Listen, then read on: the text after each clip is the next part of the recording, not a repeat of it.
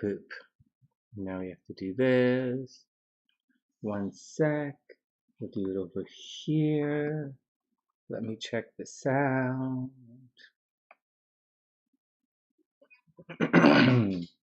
Check 1, 2. Is anyone there? Check 1, 2. I think that's okay. What's up, guys? Is everyone having a super duper duper duper amazing day? Hey guys, I don't know if Audrey's online right now or not, but if Audrey's around, someone let her know that we have to do her cards. I totally forgot at the end. I apologize. It's okay. I guess it's, you get them when you get them. Sometimes it's, you never know. All right, what else? So Audrey, we have to do that. We'll look at Priestess's chart with her Scorpio guy. Unfortunately, Priestess, I don't know if you're there or not, but I don't have his birth time. I have his chart, but I didn't have his birth time. But that's okay. We'll wiggle it around and we'll see what we can do. Hey, Annie J, what's up? I hope you're having a super amazing day. Well, it's still early for you. I hope you're going to have an amazing day today. Susanna, what's going on? Suzuki, what's up? Patricia is in the house. Tian, I hope you're having a super amazing day. I guess it's evening over here in Chicago. Oh, it's really late. Oh, it's 10 o'clock in Chicago, 11 o'clock Eastern. Yeah. Okay. All right, who else is in the house? You like the flower in the background? I do too. I wasn't sure what to put. I kind of like, it kind of has to stay dark because of the green screen. But I like the flower as well. SLC likes it. I like it. I don't know. We'll see. Except for marrying a super beautiful woman, I don't really have very good taste, apparently. No, I'm not particularly, unless you're like into some, unless you want some. Sure, a little bit would be nice, yeah. Yeah, don't make it too strong though. Thanks, sweetheart. All right, I did it. I did it.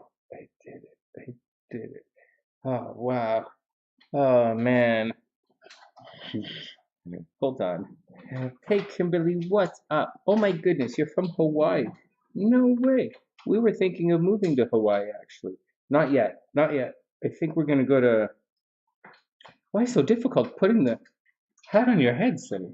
This is difficult for guys. Believe it or not, this is a little difficult for guys at times. The pressure, oh my God. Okay. Yeah. Hey, Roberto, what's up? I hope you're having an amazing day. Yeah, I thought Hawaii would be fun, but not yet. It looks like we're headed to Florida for a bit. And hey, Priestess, what's up? It looks like we're headed to Florida for a bit, but not yet. Not yet. And that's the deal. We have to stay close to Turonno. So, no Hawaii, no California. that's the Oregon. But although I might look like it, like seriously, I might look like it, but actually, I don't really camp or like canoe or corde de bois. I don't campfire very well. I cappuccino very well, and sometimes I martini really well in the afternoon. But I don't actually kumbaya so good.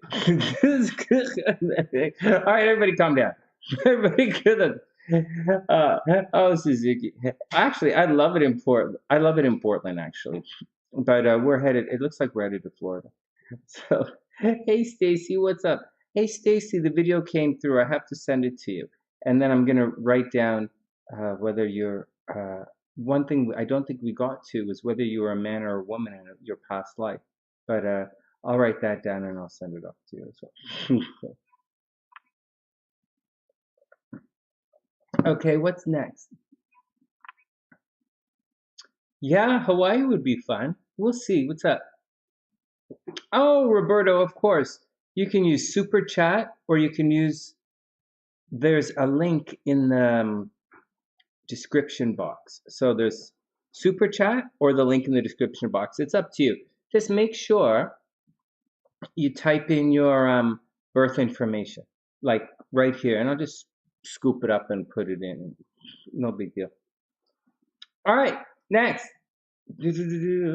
Priestess, what's up? Oh, Priestess, you're back. So, Priestess, I don't have his birth time. I have it as noon, which means I probably don't have his birth time. Unless he was. So, like, oftentimes I store someone's birth chart as noon if I don't have their birth time, but I don't often read it from noon. And, like, whatever. Like, that's not the. Let's just move on. Oh, if Dr. P comes in the house, guys, let me know because, like, I want to read like really look at some things because we're looking at big water in the lungs, and I was thinking wind, and I was reading some stuff, and I read that Venus represents the lungs. So like, well, what the hell? So I went to look at Venus in her chart to see what's going on with her lungs and her breathing, and I'm not a medical astrologer, but like I'm looking at it just like I'm looking all at your charts. Oh, Priestess, you're totally down. I got you. You're like the only one down. You're like the only one. Well, I have to read Audrey's cards. I forgot Audrey's cards. But no, you're the first up.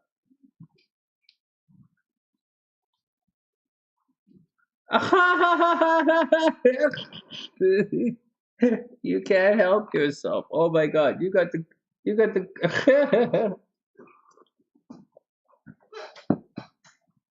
Wait a second. What's going on with Pisces? Well, we'll look at your chart in a sec.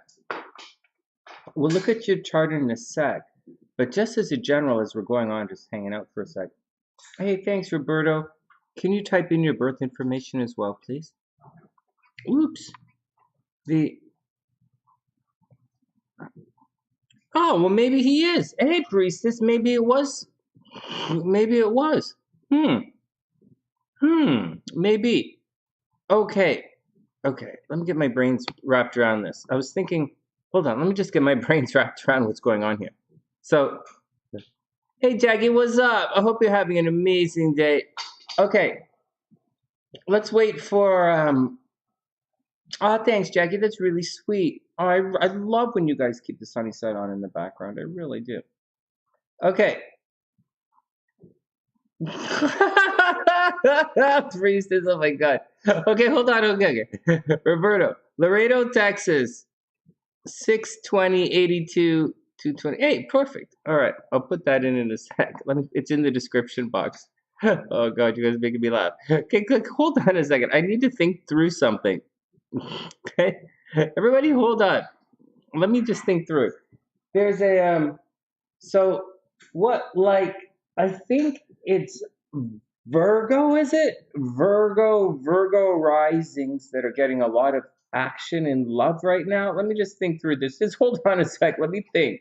Oh my God. I haven't looked at the horoscope since for a day since I was in Michigan. So hold on a sec.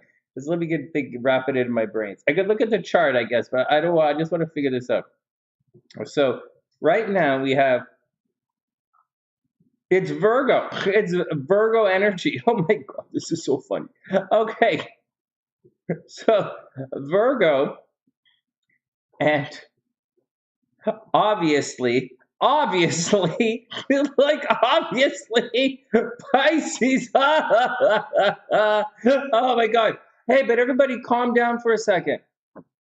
Oh, I'm the only one sitting here freaking out. But it's so funny. Everybody calm down for a second. Before anybody wants to think anything, the answer is yes, it is Pisces' fault. That's not going. No, I'm just joking. Oh my God. Hey, Priestess. No, check this out. So don't. Okay. All right. Okay. Let's move it. Okay. Everybody chill out. Oh my God, this is funny. Guys got to remember something. Remember. And I want to, oh, thank God my hair is growing back. You guys remember when I fucked this up? This cutting thing, I fucked it up. And my hair fell out with the ashwagandha. Okay, whatever. And now I'm getting ready to move the floor. I got to get some tattoos. Okay. So here's the, So here's the deal. Everybody calm down. Everybody calm down. Everybody calm down. Everybody calm down. But don't like go too relaxed yet. So, okay. Pisces is attracting right now more, more. There is more good happening to Pisces right now than since 1856. Seriously, like very seriously, very sincerely.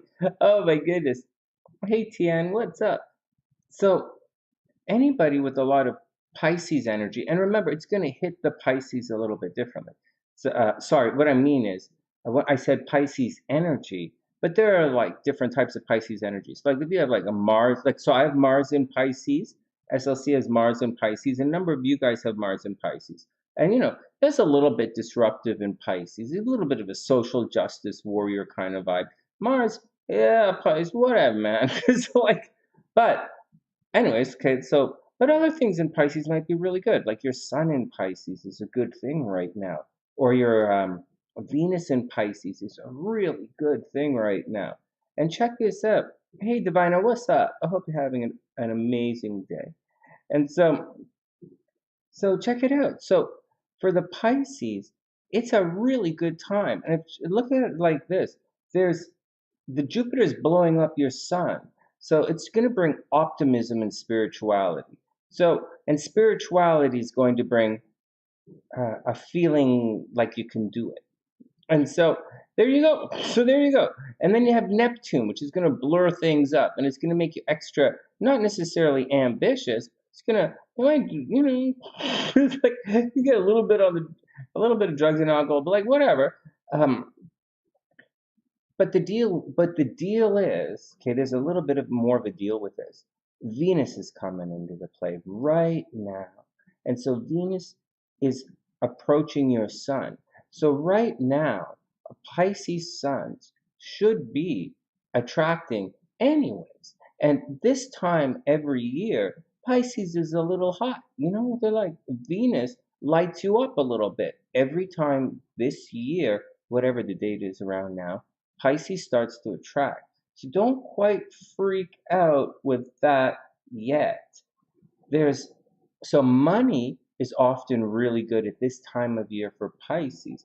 Now there's more to it. You kind of want to have a Pisces Venus right now, or like say it's kind of more money flows in through your Venus. But let's just say right now, you're probably going to attract people anyways. So here's the deal though, and this is the deal. It's not that I don't think you guys can get anyone anytime you want. I just think, so here's the thing. Before I continue, let's continue. So it's not just Venus this time. This time it's Venus, and Venus is exalted in Pisces. Like Venus Venus digs it more in Pisces than anywhere else in the entire zodiac. I don't know about why. Maybe like Pisces doesn't like, like, I don't know, maybe Pisces does things that Venus kind of like, I don't know, but like, you know, Pisces doesn't tell anybody, okay, whatever. But like, so that's a really good thing, but it's not, but that's like a normal good thing. Here's what's not normal. Jupiter is there as well. Oh, wow, what's the big deal with that?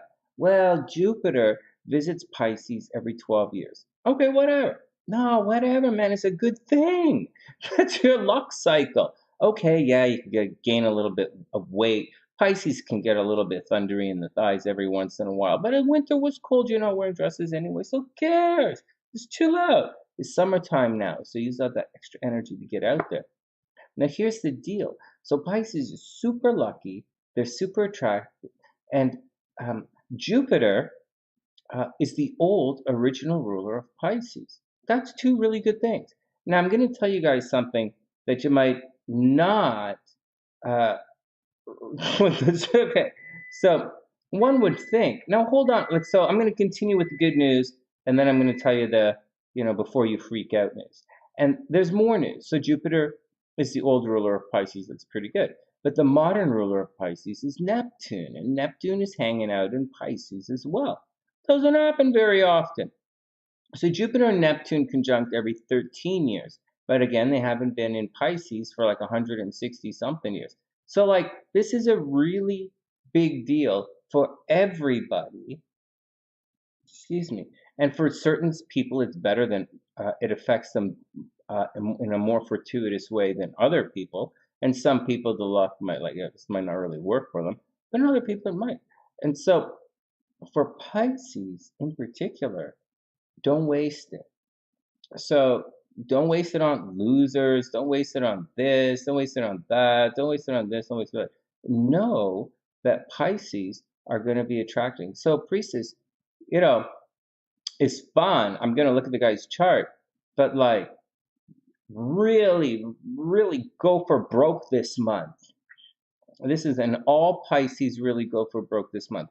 You remember Leon when Leon came on 2 nights ago? And I think Leon's a Virgo, and I think the guy probably lines up really well for her. It's going to be fun to look at the charts, but Leon was really excited, and she attracted a Pisces. So you're going to hear a lot of that. I would expect isn't like you're gonna hear things like all the Sunnysiders who are like dating around. You're gonna see them dating. Say they met Pisces guys. It's pretty neat. It's pretty neat. Oh man.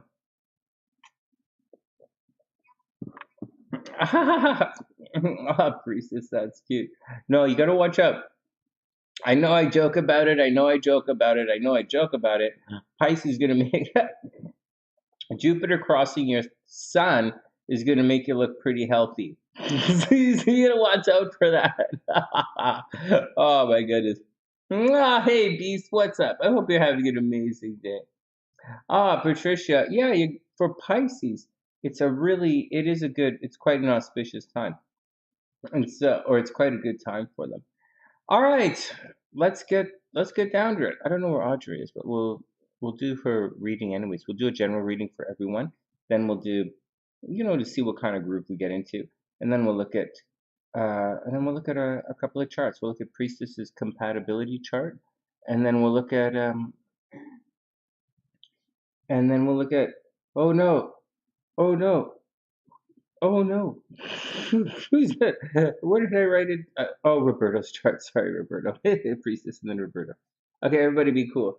Hey, do you guys want to see something before we begin? It's hoodie day here. Watch this. All right, can you send her over a little bit? Come on, send her over. Spark. Spark. All right, check it out. Come on, Spark. It's hoodie day. It's hoodie day. Hey, Mina. Yes, there's a little bit of a list. It's hoodie day on the sunny side. Oh, doggy dog. All right, everybody calm down.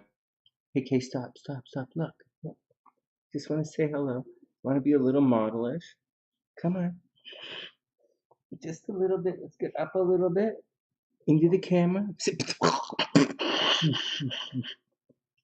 All right, everybody be cool. Just want to say it's hoodie day here on the sunny side. We're wearing our hoodies. Mwah. All right, Sparkle. There you go.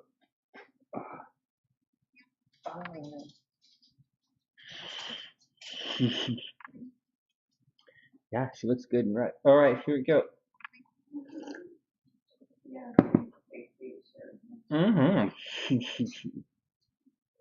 Well, we're twins. The wife has a Libra moon. On a hoodie day, everybody has to wear hoodies. It's the way it rolls around here. Oh my God.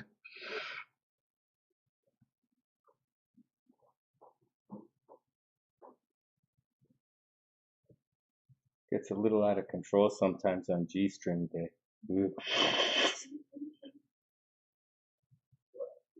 But I gotta go to the gym and ride the bike. I don't care. It's G-string day. Put it on. What? Let's get back to it. All right, let's get back to it. That's just the moon. Imagine if you married a Libra sun. See this shit? I'd have to cut that. All right. All right. Let's get back to it. All right.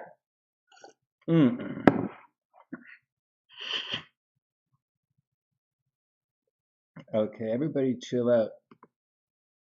I should tell you guys more about signs, just not tonight. I don't have a lecture planned for you guys. There isn't much going on. Well, this is kind of a quiet week astrologically. Oh god, my hair is so fucked up. All right, enough. I can't. I've got the ADD tonight. I can't focus. All right, let's get down to it. All right, let's do it. All right, let's get psychic. Pick some cards. Guys, the what? For real? All right. Yeah, all right, the moon, okay.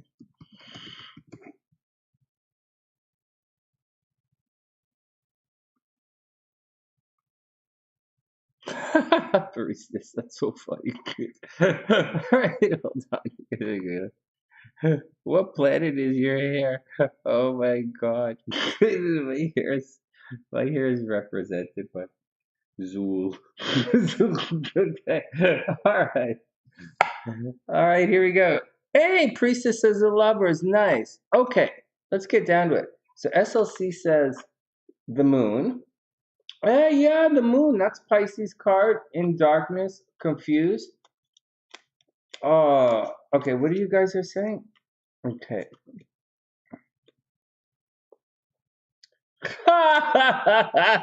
Yeah, beast. Seriously. All right. Oh man. Hey, Audrey, we're gonna do your cards next. Audrey, reading. Don't go anywhere. Audrey, we're gonna read your cards next. I have you in the description box. I apologize for that as well. Okay, Stacy says the Two of Cups. All right. Patricia says lovers. Ace of Wands. Ace of Wands. Yeah, moving around. Interesting. Yeah, you know what I say? Let me think for everybody. Okay, usually the cards say a lot about what I'm going through, but let's just say for everybody, we'll say, oh man, what are we going to say? I think we're in a bit of a lull for a couple of days before all hell breaks through again. And so I think, and it's busy. I think we'll get the three of, I think we're going to have, I think we're going to get something like Three of Coins. Three of Coins, maybe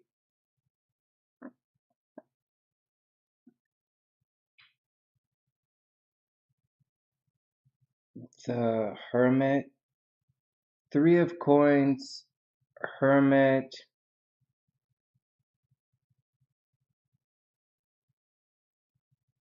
Three or Four of Wands. and like, and Judgment. That's what I say. Judgment, Hermit, Three or Four of Wands, and something else. Three of Coins. All right, here we go. Hey, Audrey, you'll be up next. Oh, I totally, yeah, we'll go through. All right, here we go. You guys. All right, here we go. Seven of Cups. Maybe the Seven of Cups. You know, I was thinking this. I wasn't thinking Seven of Cups, but I did the World for a little bit. All right, here we go. Here we go. Here we go. Audrey says the Hangman. Ooh, Audrey's thinking about the well-hung man. All right. The Cups. What? Okay. Nine of Pentacles. King of Wands. All right, let's do it. All right, and Audrey's hoping for the well-hung man. All right, here we go. Okay, here's a. Okay, next. Pardon me? Yoshi is okay next. All right, here we go. Da-na-na-na. Queen of Coins, guys. Watch your money, guys. Oh, this should have been an easy one, actually, seeing as that it's tax week. That's what Wow. Here, where is the Queen of Coins here? I switched the cards around, so it's going to take a bit to get used to finding them. Queen of Coins, guys, watch your money. Someone's probably going to ask some money from you, or you're going to have to take care of someone financially. Maybe shared resources are going to come into play. You're probably going to have to take care of someone financially. Shared resources is coming into play. Just be cool. If you need money from someone else, it's probably going to be there if you ask. Audrey's like, she needs a well hug, man.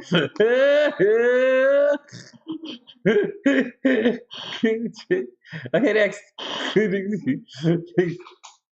Oh my God. You know how life works out, like, all right, let me move on. Like, okay. And then, hey, the moon card. Oh my God, someone's psychic in the house. Ding, ding, ding, ding, ding, ding, ding, ding, ding, ding, ding, ding, ding, ding. Check one for the hot chick in obviously the hoodie over there on the couch. The moon card is up. Oh, wow. Oh, look at that. Look, the wife is psychic tonight. I better watch what I think. Okay, here we go. Here we go. The moon card. This is from the TheSunnySide Tarot right here that I never bothered to, I never printed for you guys, but it's right here. Panda me these for us. This is the moon card, guys. You see? There's two separate fish here. This is Pisces energy, and you have to swim upstream to get out there through the moon. Overcoming your fears. The moon card could indicate a time of darkness, guys. Time of darkness, it's a time of confusion. But there is the potential in this card to awake into a beautiful new day, just not yet. Before you get there, you have to overcome your fears. And that's your internal fears. And it's an uphill struggle. It's like a salmon swimming upstream. And that's the deal with the moon card. All right, so there you go. Good job. Good job, everyone. All right. Hey, T-Hen's giving applauding you. Oh my God. Oh my God. Oh my God. Diviner says guessing the card is like playing the lottery without winning money. Oh my God. You know what's so funny about that, Diviner? As someone who is actively playing the lottery this week, I got to tell you, playing the lottery is like playing the lottery without winning any money. And yeah, I put that extra in there to double it up. It's like playing oh my God, playing the lottery is like, you guys have seen the cups, right? These are the new SunnySide ones. I love it. This is the crab one. I'll make some new ones shortly. Okay, for the other guys.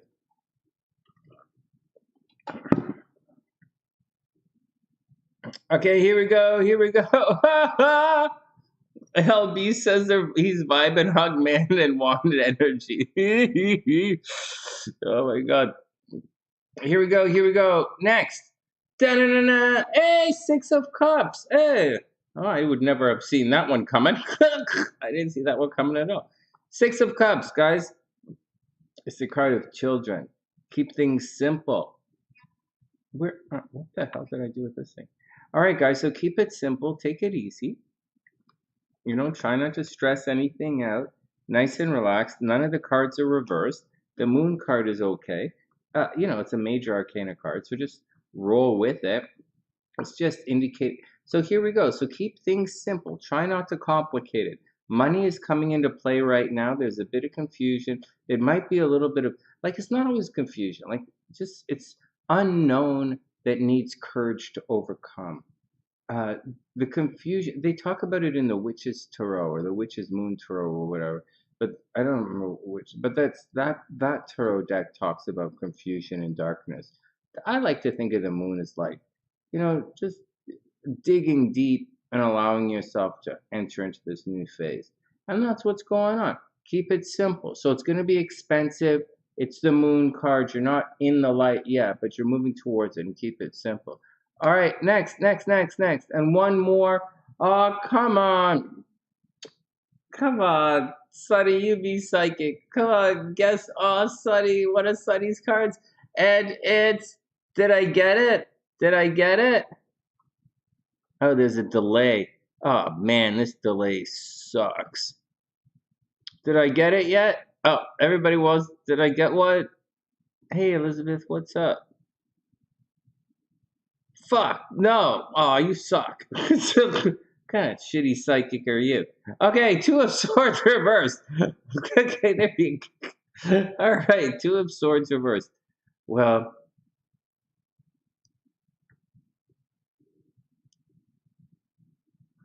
well, I guess it's going to be difficult making decisions, guys. Do we have decisions to make? Look at this. So over here, we really have getting ready for a new beginning, right? Getting ready for a new beginning. It's the moon, like a breakthrough, right? And then, overcoming your fears and doing it. It's going to be a little bit expensive, of course. And the cups say to keep it simple. But the Two of Swords reverse says there's going to be a problem making a decision. Ooh, ooh. This is classic Libra, right? Look at this. This is classic Libra energy. Trouble making a decision. It's right there. So that's the deal, guys. We're just going to have to roll with it. Okay. All right.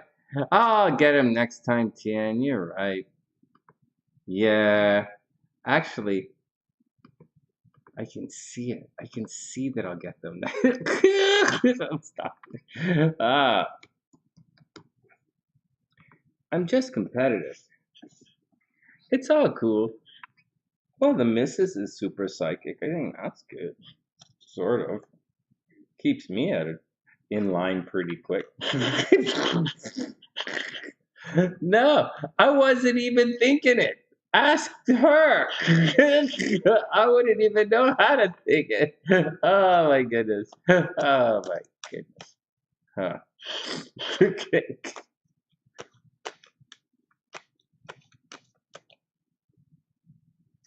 I know what you guys are thinking. You're like, oh, Sunny, your wife is psychic. You can't get away with nothing. That's what the hell you do. She's like, you can't even. That must suck. Like, no, man. Why you guys always gotta be like that? Having a psychic wife is awesome. It's like, like, you guys don't get it. Hold on a second. I don't know why everybody is hating this for a second. You guys don't get it. Having a psychic wife is like one of the best. Oh, hold on. I gotta do my thing from Star Wars. You guys don't understand.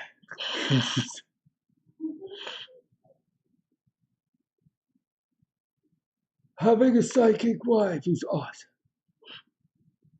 I haven't lost my keys in 4 years.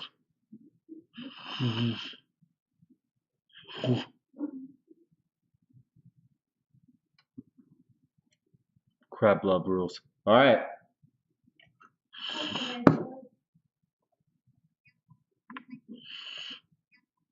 It's hoodie day.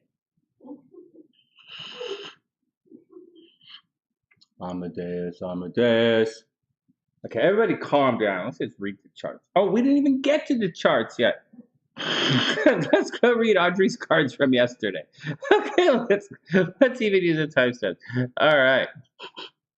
Oh my God. 5151. Oh no. What, Elizabeth? Oh, it's gonna be a long night. Elizabeth, she said she just smoked the last of her. I'm thinking medicinal. Hold up. Oh, Audrey, you're gonna be awesome. Don't worry about it. Hey, Audrey, I was gonna say. Tien says she has to borrow you, sexy, because she loses her keys all the time. Oh no, it's awesome. The keys are right there. I knew that. I didn't know originally, but she told me that. I did. Oh my God. Okay, everybody, calm down. We're taking the only thing that's taking so long, believe it or not, is just to put a timestamp in. Okay. All right, timestamp. Let's do it.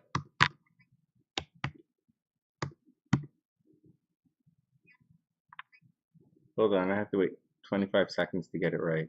No, I just joking. Let's go. Okay, Audrey's up. Oh my goodness. It's all right. Next. It's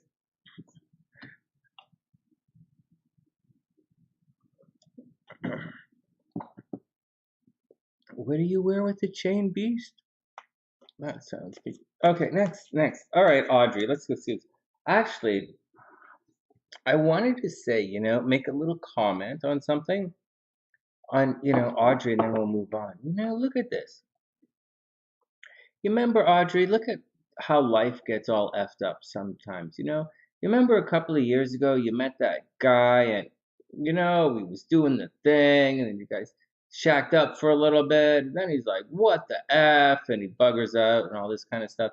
And the next thing you know, Audrey, excuse me, next thing you know, fast forward a year later, a year and a divorce later, next thing you know, Audrey, you've totally reinvented yourself. As a Scorpio, I love that stuff. But anyways, you've totally reinvented yourself, and you're the one becoming famous now. You're the one. Well, he wasn't becoming famous, but he was the musician, right? You're the one becoming famous now. You're the one who's Facebook fabulous. That's a good line, right, guys? You should someone should steal that. Facebook fabulous. Wink, wink. Anyways, whatever. So, Audrey, you're the one. There's a lot to be proud about. And all those guys, and you went through that thing, you broke ass both your ankles. Oh my God, in the church parking lot. Oh my God, look how far you've come. Unbelievable. You kept going, you kept going, you kept going, and look at you. You're a rock star now. That's all it takes. All you have to do is survive. all you gotta do is keep going. That's the thing. You kept going, and you didn't necessarily know where you were going, but you kept going, and that's what the action is. That is the action.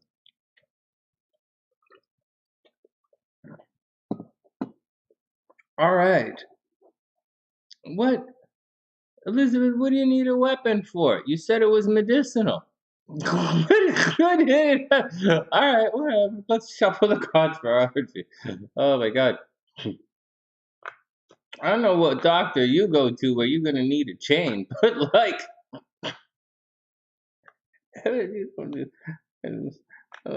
the? Oh, I just teasing you.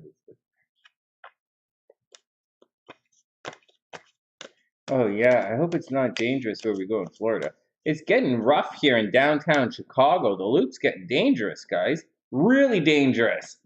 I don't like SLC going up. So, oh, you guys, why are you guys so violent? I come from a very peaceful country. Oh man, I come from a peaceful part of a peaceful. Actually, no, I don't. I come from the most busy part. I come from a very peaceful country. All right.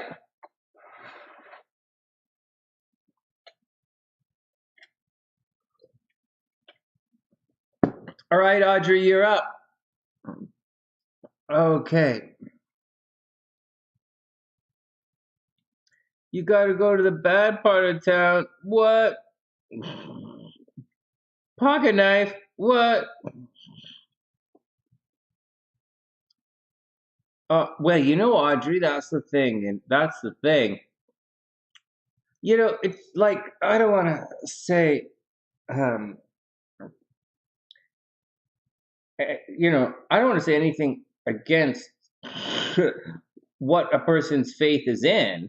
I'm just saying having some kind of faith really helps in a time of need. Whether your faith is in God or whether your faith is in, I believe in the way. I have a lot of faith in the way. I believe things are going to work. I always believe things are going to work out. And sometimes we have to move around and manipulate things and jiggle it a little bit. And we definitely have to keep our feet moving. But I believe there's always a way. And, some people, that's my faith. I really believe in myself. Anyways, that's what my parents made me believe in. And then other people, have a very, they lean on things, I don't know, guys. But anyways, I do believe that you need a little bit of faith sometimes when it gets pretty dark. And for Audrey, it got really dark there. Like, I mean, man, she like injury. She messed up her ankles. Oh my God. We look back and laugh. But it's this year, you know, Audrey, the Scorpios and Taurus, because of the nodes. If Scorpio and Taurus can make it through this year, we're going to be okay. We just have to make it through. But we'll see, one step at a time. But I'm telling you, it was a hell of a ride. And some of the Scorpios and Tauruses got hit pretty hard. And, you know, not as hard as some of the other signs. Like, you know, like Capricorn got hit pretty hard. Let's be real. They got hit really hard. And then Aquarius just got hit really hard. So, you know, Pisces is attracting so much love right now. They're freaking out and don't know what to do with it. It's really funny. Pisces and Virgo attracted. Virgo's like, oh my God, everybody wants to marry me right now. They're like, what's wrong? They don't trust anybody. To start with, Virgo doesn't trust anybody. It's funny. Oh my God. Oh my God. All right, let's get going. All right, next. It's been rough, Tien. Yeah, it's been rough. Hey, and Priestess, make sure you check on P every once in a while just to see how he's doing. Don't get sucked into anything, just see how he's doing. All right, let's do it. Man, and I'm wheezing these days. Oh, it's not good. All right, Audrey is up. Let's read Audrey's cards and then we'll get on with it. Then we'll get down to some astrology readings.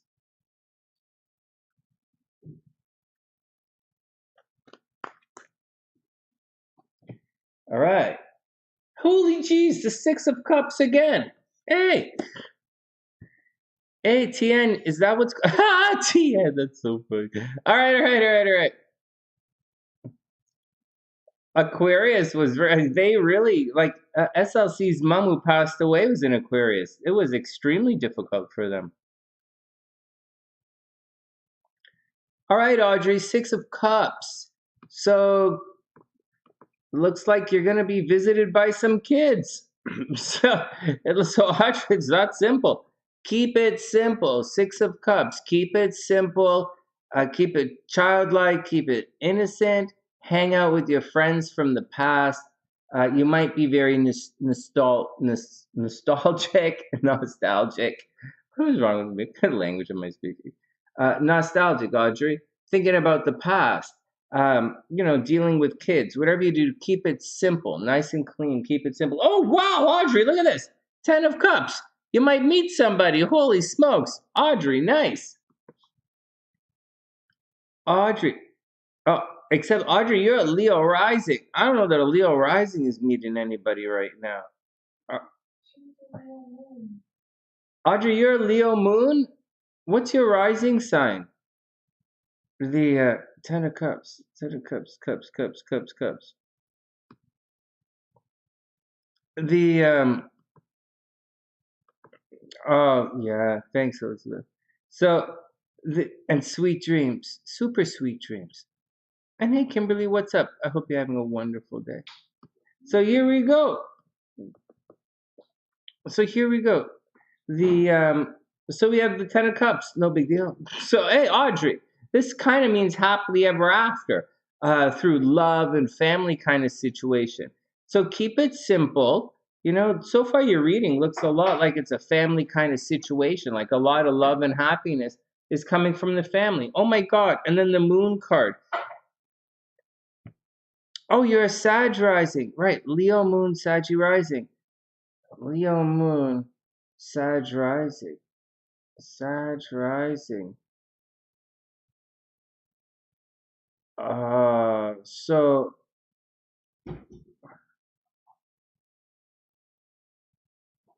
So as a Sag rising, you want...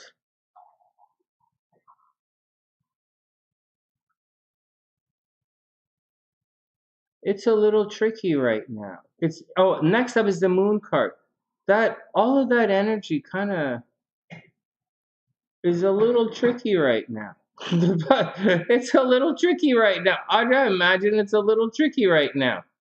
You would have had to have watched your driving.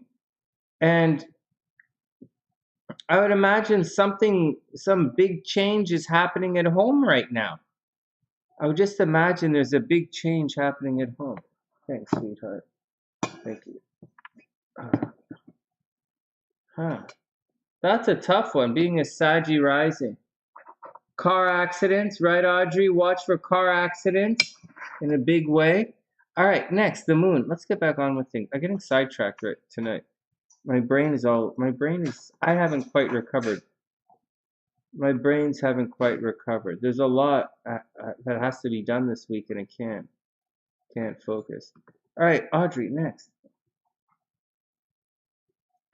Oh shit! It's Audrey. Oh my God! Then the Ten of Swords. Holy jeez! What the hell? Oh my God! Well, we were having a good reading. I was so ho hum about it. It looked like, oh, everything was gonna be good. The moon, overcomes some fears.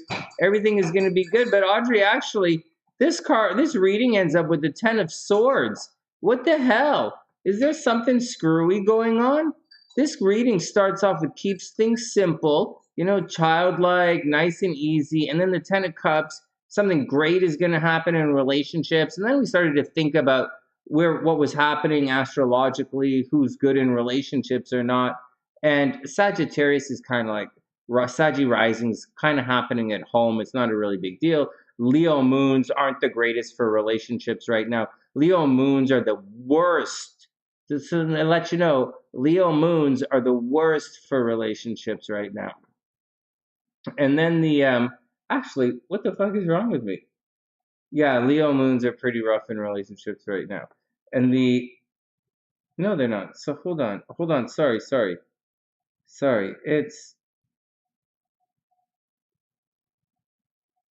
Yeah, Leo moons, I think, had it pretty rough in a relationship. It's gonna get better though. Or it was. Yeah, it's Leo's. Leo's had it worse in relationships right now. By far, Leo's by far had it worse in relationships. Leo moons have it worse in relationships right now. Ten of Swords, Audrey. Someone's out to get you. I don't know what the deal is or what's happening, but someone is out to get you, and I didn't expect to see this because everything looked pretty good. It looked like you're having a relationship situation was going to look pretty good. Worrying about the astrology, the moon says you have to overcome some kind of difficulty. Might be a little bit of a confusion, but at the end of the day, if you're worried about something, I think you should be worried. The Ten of Swords says something is probably going to come to an ending that you don't necessarily hope for. In other words, watch out for people stabbing you in the back. Ten of Swords, someone might stab you in the back. Be very, very careful. What the hell? You had to call the police on a guy? No way! Huh. Holy smokes! Oh, what the hell? Oh, man. Well, I hope it's okay. Oh, well, I hope everything worked out. Oh my God, Sagittarius, Audrey, your Saggy rising, the transportation crap. Oh my goodness. Yikes. The guy, you had to call the cops on a guy. Oh my God, that's too funny. Uh, well, I hope it all works out. Yeah, well, be careful. Hey, Audrey, be careful. You have that Ten of Swords looming over you for a couple of days. My tarot readings usually last a day or so, right? It's not a major stress. So, but so Audrey, keep your wits about you. Ten of Swords, someone might be coming back. And that's, wow, neat. All right, next. Okay, let's put that down and do some astrology here. Let's get down to the point. Okay. All right, I have to add a chart. Everybody be cool. We're adding a new chart. I want to check Dr. Pam. Whenever she comes in, I want to tell her about her, the windy stuff. Okay, here we go. Roberto.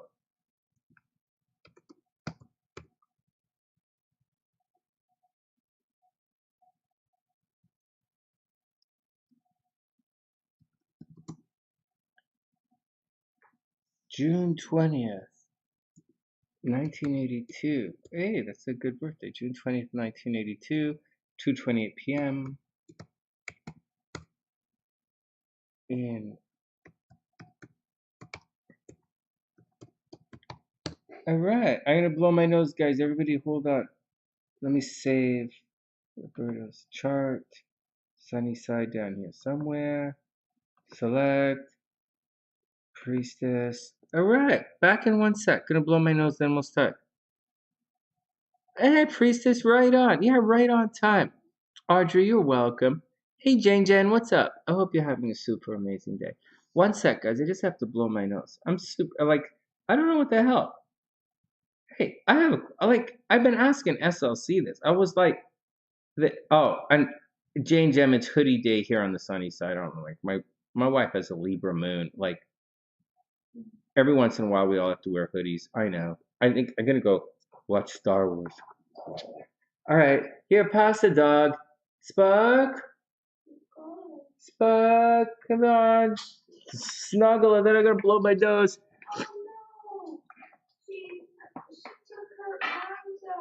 Oh, Spuck, what did you do, my little baby girl? She took her arms out of the hose. You took your hoodie off. Well, do I still have to wear mine if she takes hers off? Can you repeat that? No. She looks so uncomfortable. Oh, check it out. This is her hoodie, but she took her arms off. She took her arms off for a hoodie. All right. Back you go. You look like you're looking a little Libra-ish with taking the clothes off there, little baby doggy. Okay. You go put your clothes back on. What are you doing? Okay, I'll be back. I have to blow my nose. All right.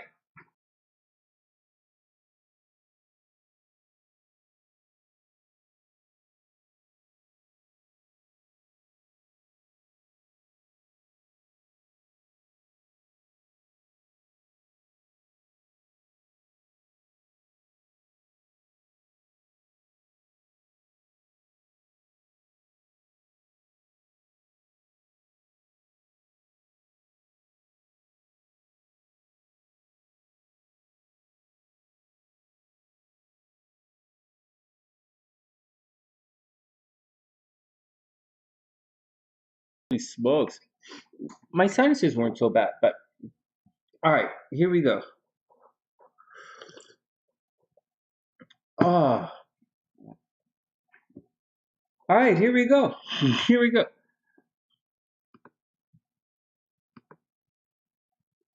All right. What are you guys talking about?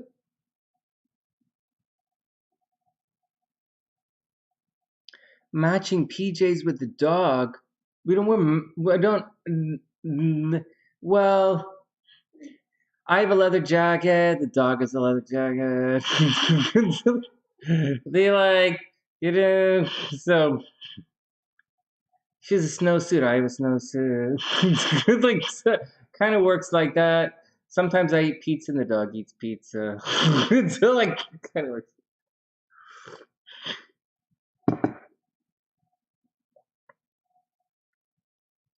What sign would be more inclined to be a stripper asking for a friend? What kind of stripper? You mean like a weather stripper or like stripping paint off a wall? What do you mean? Like a varnish kind of thing? I think you're not gonna believe it, but I think it's obviously what? No, it's what? We all know the answer to this. We know the answer to this.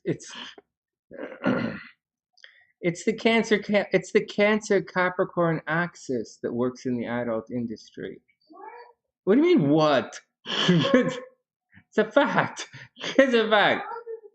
So the Cancer Capricorn axis, so you'll see Cancers and Capricorns in the adult industry. And you'll see Virgos and Gemini, Taurus things. You'll see that as well. That's what you'll see. You'll see the moon. You'll see the moon in the adult industry. You'll see Saturn trying to work through it. You know, Capricorn making the tough decisions, you know. You might have a little bit of Pisces, a lot of Pisces, but Pisces is a little different because Pisces tends to, Pisces doesn't, you know, Pisces might fall through the cracks, but the Pisces tend to be pretty successful. The Pisces are pretty good with money too. Virgos, I don't know. Virgos do a lot of stuff, but strippers, Virgos, I don't know. Sex workers, I know they. I don't tell you, but I'll see what I think. Cancers, Capricorns,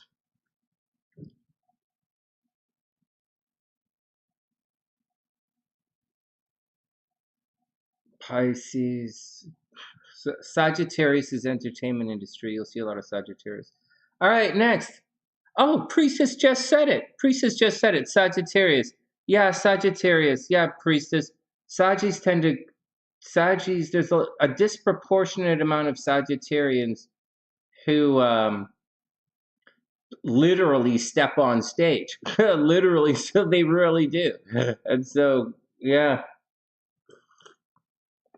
Plus, I think Sagis don't mind getting naked. I think it's a Sagittarius thing. They just don't mind getting naked. Pardon me? Yeah, well, Britney Spears is a Saggy too. Well, I wasn't thinking, I was thinking of Britney Spears and stuff, but not in a sexual way. I was thinking of like kind of entertainment. What I said was this, they're Sagittarius, entertainment. It's, I get it. I get it. I'm not going to knock it. Okay, here we go. As we're talking about this stuff, let's look for love.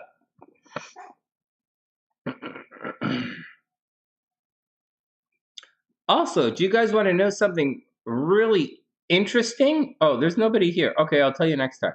Here we go. Let's look at this. Let's look at this and see what's going on. Let's first look at Priestess and the transit again.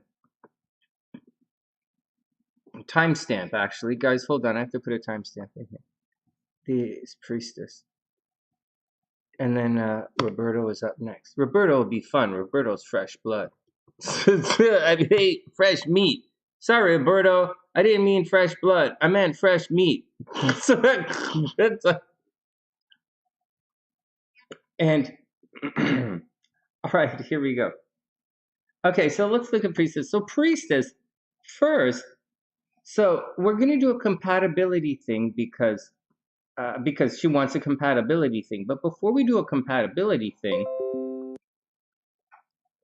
we'll look at something else. We'll look at something else. Let's check, because I'm having fun doing progressions these days. Let's progress Priestess's chart and see if indeed it is a time, for a super duper time for love. Priestess, Priestess, view. So Venus is at 25 degrees. What do we have hooking up at 25? Oh, fuck. That's not the greatest. That's like...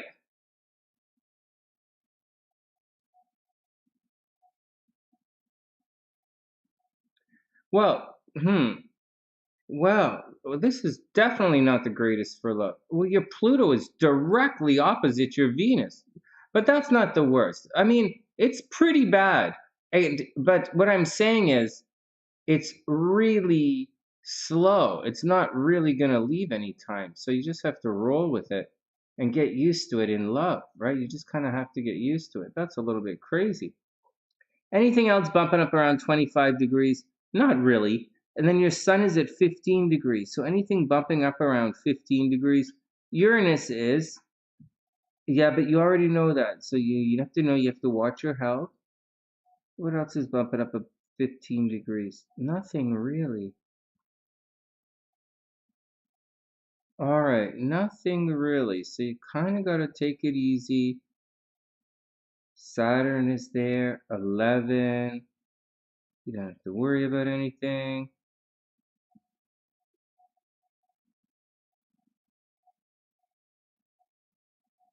You don't have to worry about that. Look at those Mercury. Okay, down here, 22 degrees. You don't have to worry about that.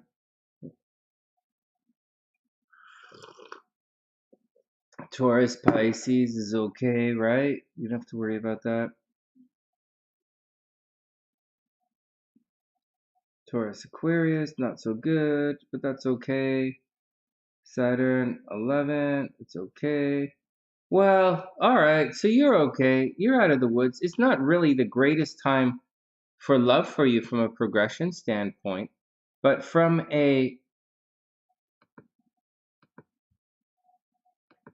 natal chart, it sure is.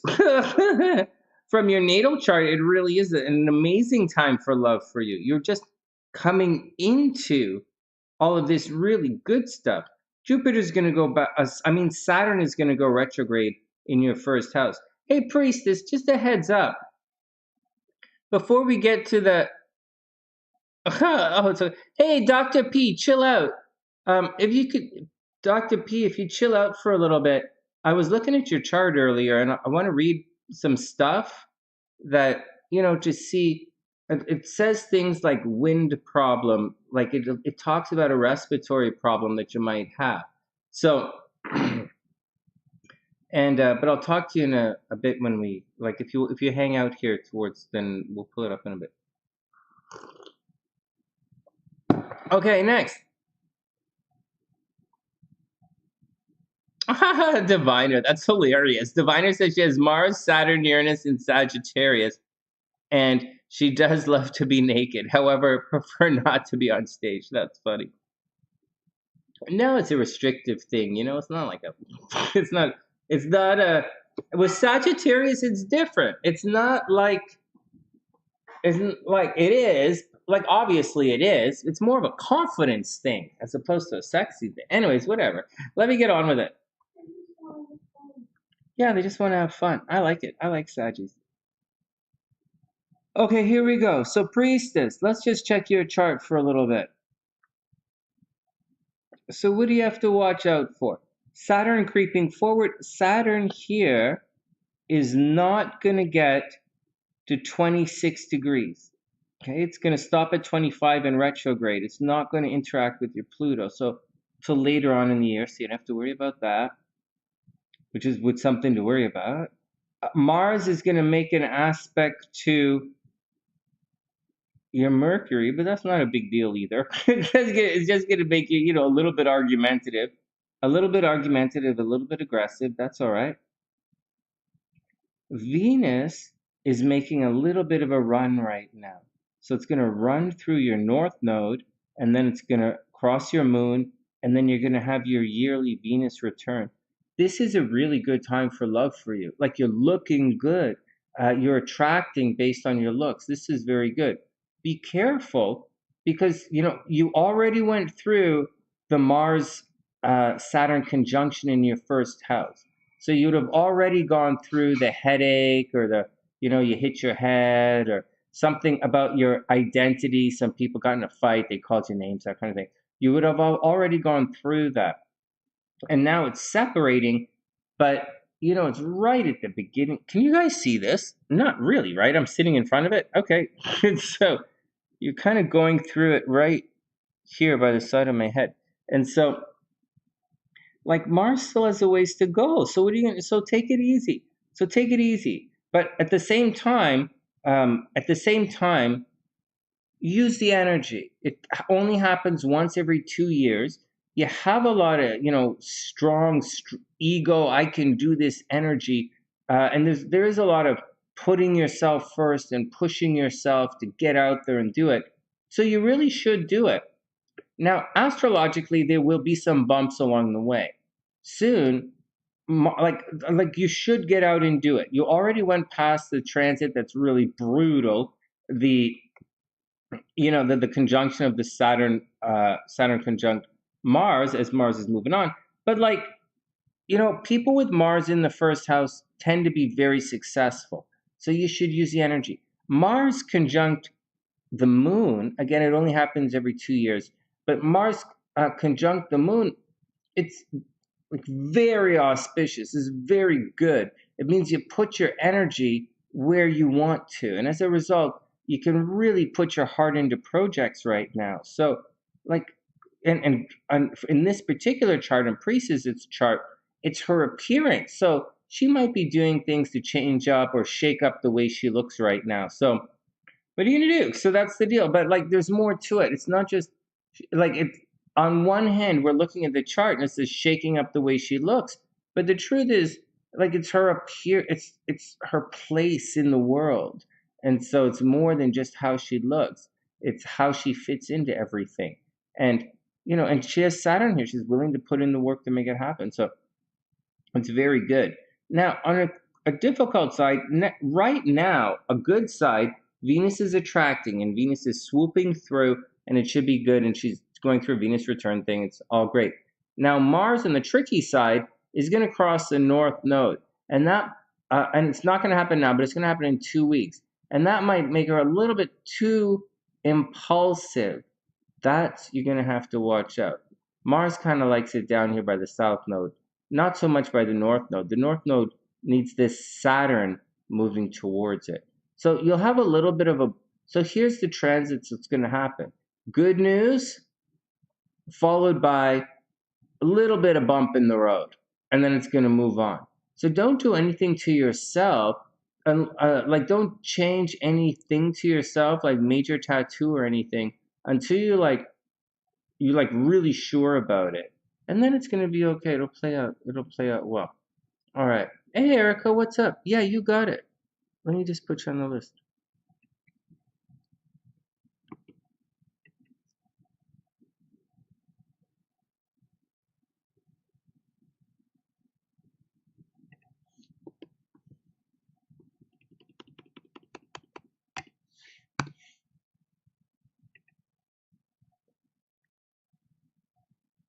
What are you guys talking about? All right. Next. All right. So that's the deal with Priestess. So also, right here, right now, this is probably the luckiest time it's going to get. But then again, I'm buying lottery tickets and it sucks. I'm going one more week of lottery tickets and absolutely nothing is happening. And I think I missed it already. We're at 24 degrees. Fuck. Okay, well, whatever. Well, that was a waste of... Well, anyways, like I told you guys, it's like playing the lottery, except that... whatever. But for Priestess, she has one more week of buying lottery tickets to see how she does. And we'll see how she does. This is a very good time for her to make money. This is it. The 12-year financial cycle has repeated itself. And it's not like it's just repeating right now. Jupiter is at 24 degrees. The cycle begins at 22 degrees. So it just began right now. It's fascinating. It's fascinating. It's just fascinating. You guys wouldn't believe the cycles that happen in this world. Do you know that the moon progresses away from the sun, right? At 12 degrees a day, right? It moves 12 degrees a day away from the sun. And Jupiter does a thing where it moves like...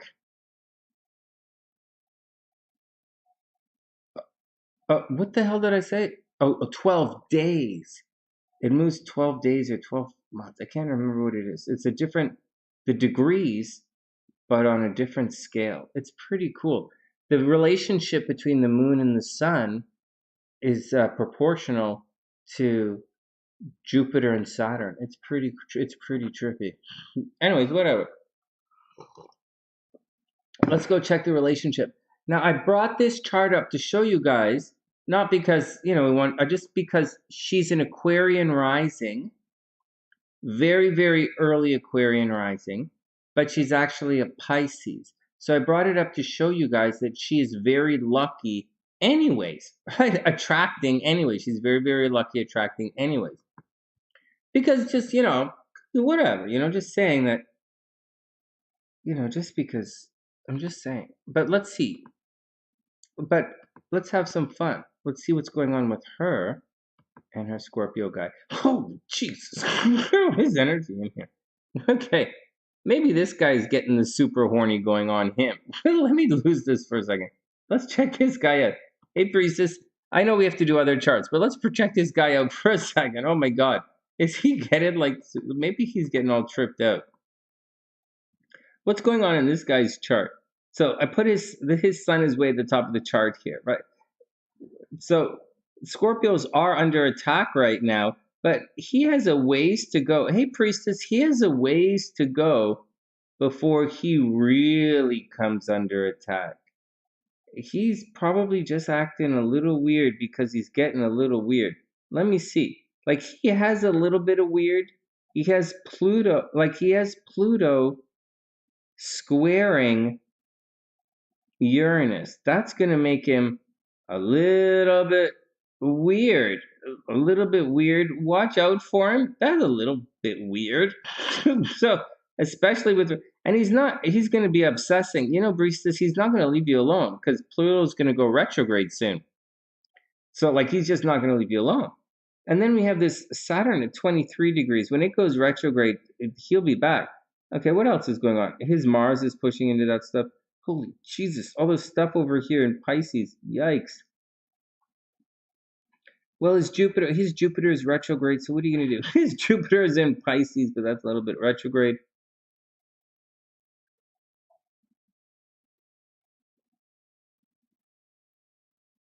Okay, let's see how you guys do. This guy has a lot it's a money time for him right now. He's probably spending a lot of money. Is this guy upset or anything? Why is he obsessing right now? 28 degrees, 29 degrees, 21 degrees. 9, Jupiter. Yeah, Venus, Jupiter. Yeah, maybe. Probably not. Why is he obsessing? Saturn, 18 degrees. Not really. 7, 5, 6. All right. I guess everything in. Well, let's see. He's going to have a rough year ahead of him. Hey, Priestess, he's going to have a rough year ahead of him. He's an early Scorpio, sort of early-ish Scorpio. He hasn't really begun going through it yet. So all of the crazy stuff is going to return with this guy. So I would be careful with him. Okay, not really saying, good or bad. I'm just saying. All right, let's look at the thing. Sure, Jackie, of course. Oh, okay. What were you guys talking about? Hey, Henry, what's up?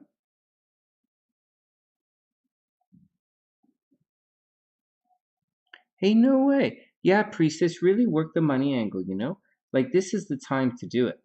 It's seriously. It doesn't always happen. Whenever it is, this is it. It's the time to happen. And that's the deal. Okay, so let's check and see what's going on with you guys as far as so you're good right now. Your money is good right now. He's going to be stressed out and he hasn't even begun doing his thing. He hasn't even begun. He really hasn't even begun. Okay, one sec. So let's check it, you guys. Oh, really? Yeah, he's gonna, not to say anything bad or anything, because all Scorpios are gonna go through it. I'm supposed to be going through it this week. I don't know what's going on. I don't see it. I hope I don't have a heart attack or something, but I've been good. I've been I wiped the machine down at the gym. Would have, I double flushed the toilet just in case, so everything's pretty good. So not really, but sort of. Okay, what's going on with you guys here? So what's going on? So why is this guy freaking out? So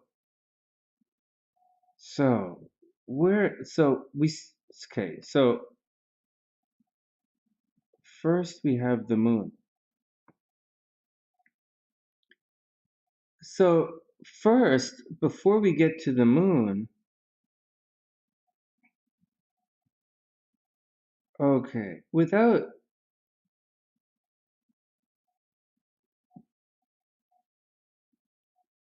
okay, hold on, everybody hold on.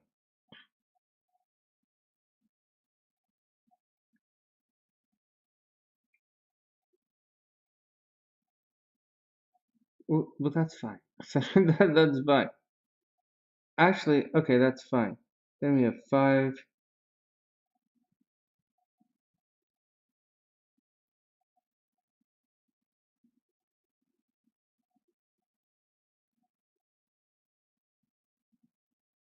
Hold on, guys, hold on.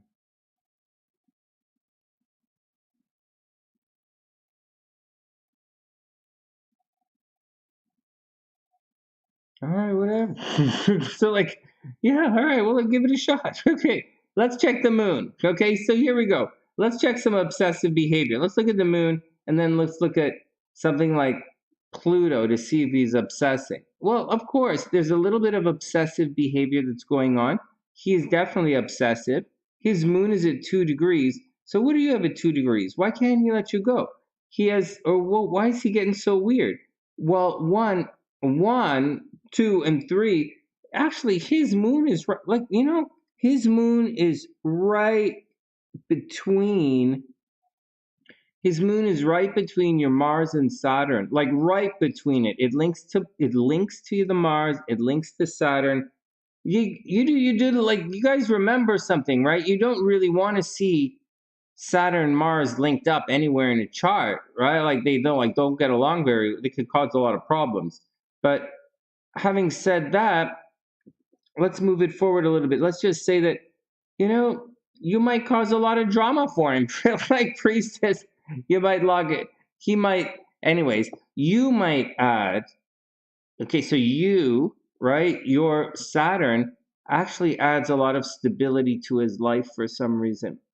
Sincerely, he might look, and it's his moon, so that's a very strong, almost unbreakable bond between the, and it's an almost conjunction here, but like it's right there, and I believe in terms of destiny, it's right where it's supposed to be. If it was a little farther away, it wouldn't hit the Mars. If it lagged, it wouldn't hit the Saturn. So I believe you guys, I do honestly believe you guys have a very strong bond.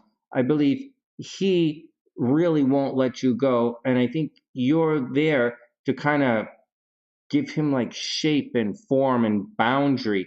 You're a real security force for him. But at the same time, your Mars is there. So you shake it up. You shake him up a little as well. I think that's really funny. Okay. Some guys need it though, right? Anyways, that's where his moon is. His moon is totally opposite your Jupiter. So although you might be lucky at times, you guys aren't lucky in the same way. He does think you're lucky. He does hold out for you. It is a really good thing. It just doesn't necessarily work well for him all the time because it's your luck first, and it's way on the other side of his chart. You see it in completely different manners. Like he is very possessive. He might be a little bit slow. He's a Scorpio, right? But for a Scorpio, he might be a little bit slow. He might plod. He like take his time. You might think he's really sneaky because Mars in Scorpio is a bit of a sneaky Mars. But the reality is, it's like I don't know that he's shy, but like this is a Scorpio who probably does things behind the scenes, and Scorpio is like he's like does things behind the scenes. He likes probably tries to he does things in secret. Which is okay.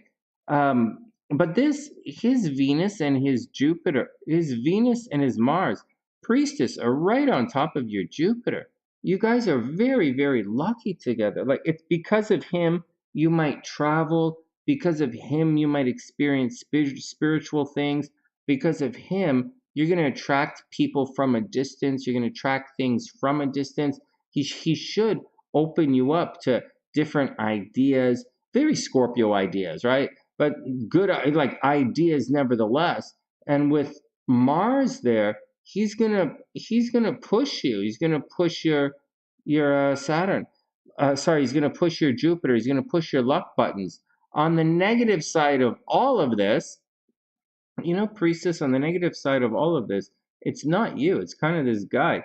His moon is like way over here. It's like he's like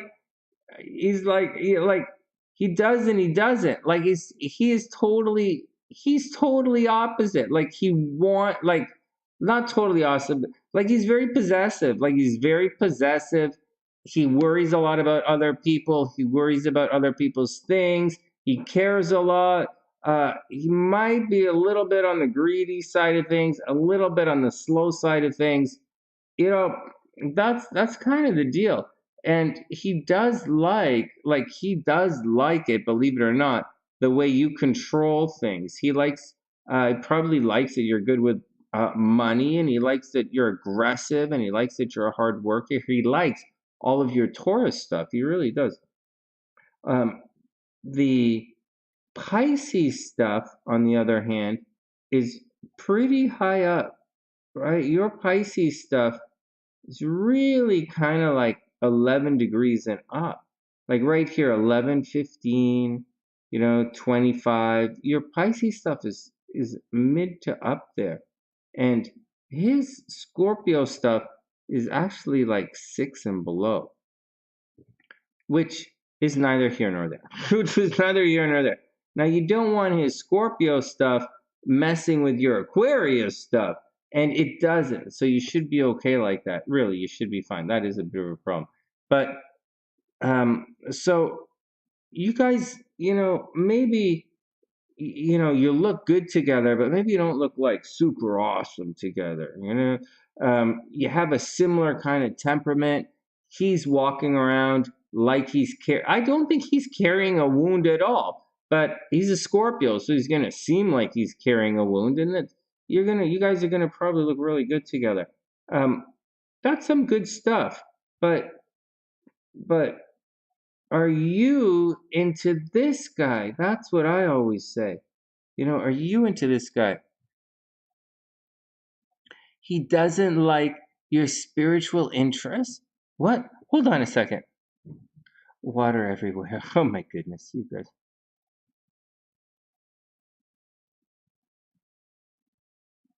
Oh, he's sneaking off to Texas. Oh my goodness. Mars and Scorpio. Oh yeah. Oh, Jackie, hold on. Hold on, guys. I have to write down Jackie's chart. I apologize if I missed anyone. There's a link in there's timestamps in the description box. What's up, Jackie?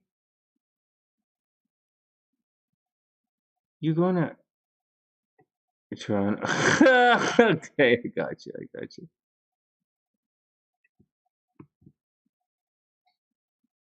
Is this your birthday? Oh, you're a Libra, right? October 20th. Okay, good. Him is Mars and Scorpio. He's water. Tro is the devil. What? Okay, hold on. I'm just sorting this out. One sec.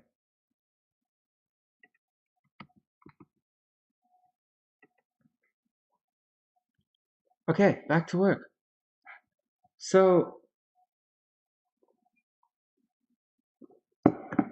this guy super digs you.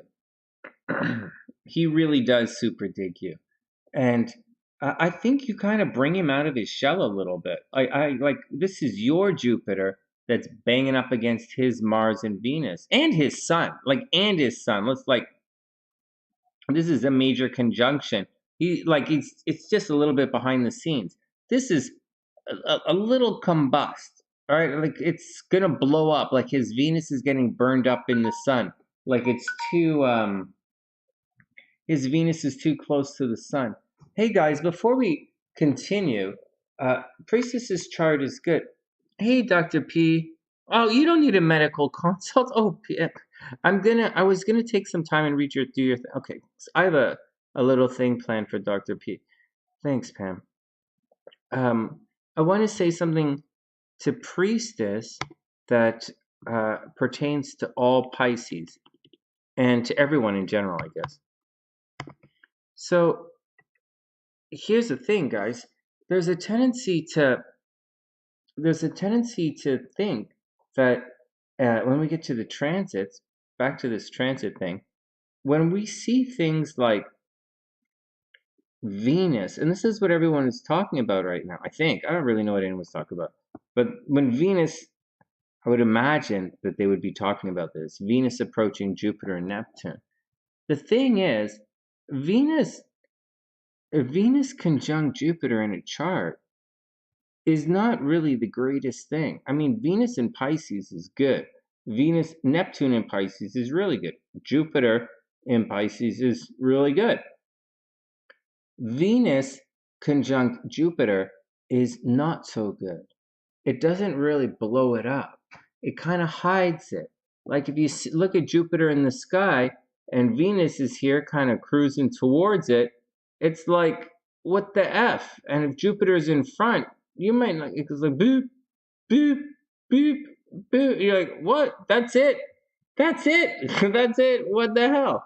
But if Venus is like over here, this little guy over here, and they're bouncing light back across each other, and they're like dancing away, and then you're like, yeah, Jupiter and Venus.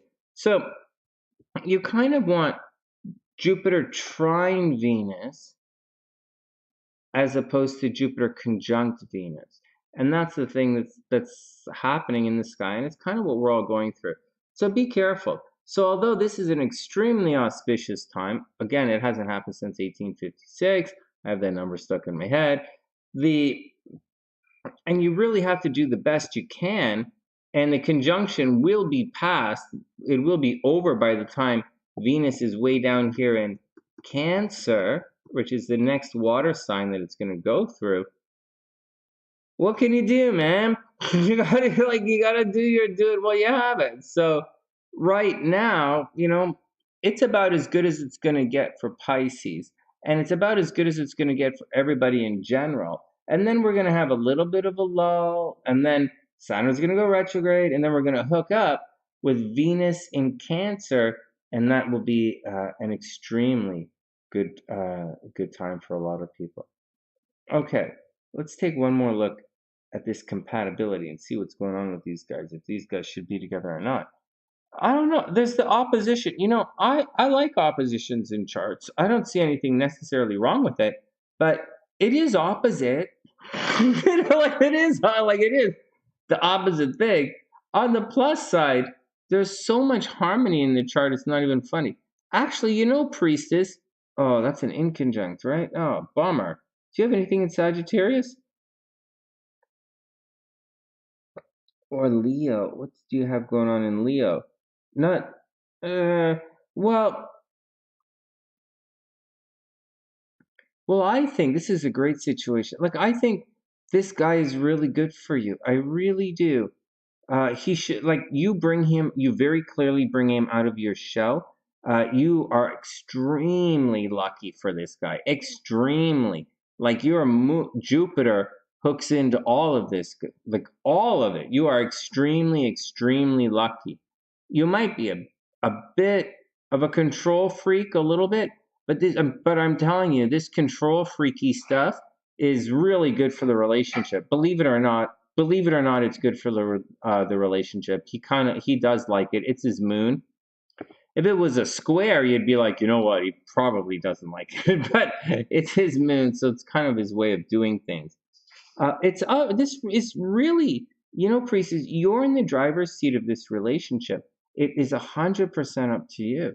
The moon in Aquarius, your moon in Aquarius, is an easy breezy moon, and you're attracting a lot of love and attention right now.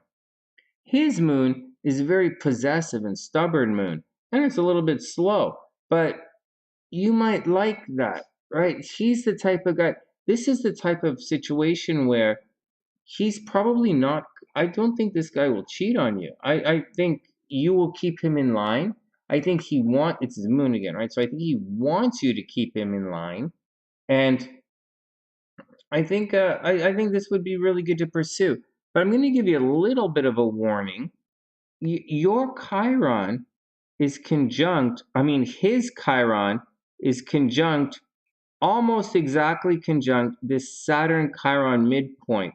And I know you guys are like, what kind of voodoo stuff are you doing, Sunny, with that kind of stuff? Yeah, I get it, but I put the midpoints on here for a reason. Sometimes when they conjunct the Chiron, the relationship just doesn't happen. So that's a heads up. But there's so much of stuff in this chart. There's so much stuff in this chart that says the relationship does happen and it unbelievably lasts. Like Priestess, I think you would dump this guy, but I don't think this guy's going to leave you. I just don't see it. Like he might, but I don't see this guy. So, and I think you should, have some fun.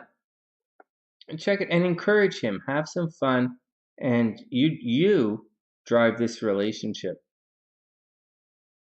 It's a lot of this is.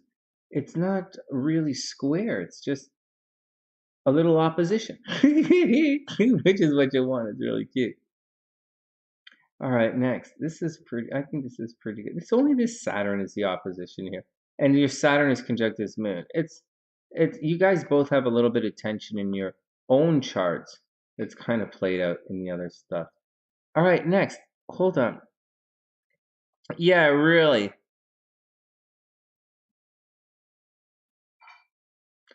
No, Jupiter and Pisces are okay. It's Priestess. That's what I say. I think there's a lot of attraction. I think it's a very not let go kind of chart. Like Saturn is right there holding it together, and it's and the Moon. Like those are the two strong bonds that I look for, and you definitely have it. All right, Venus and Jupiter and Pisces not so good then. I'm trying to tell you, it's not that it's bad. It's not. It's not that it's bad. It's that you don't necessarily want them uh, together in a chart. You'll find that it's not as auspicious with it. It's not as good. You just find that it's not as good.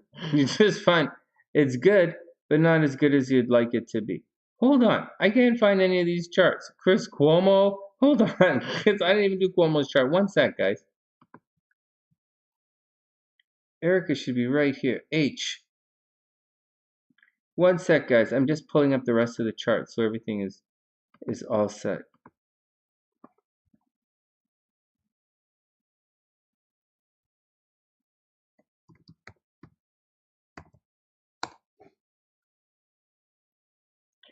For the longest time, I'm trying to spell Erica's name, and I'm like, why is there an H in Erica? Like, what the hell? Like, what the fuck is that? Sunny, how the hell do you spell it? And I kept messing it up. But I'm like, there's no H in Erica, Sunny. Okay, hold on a sec.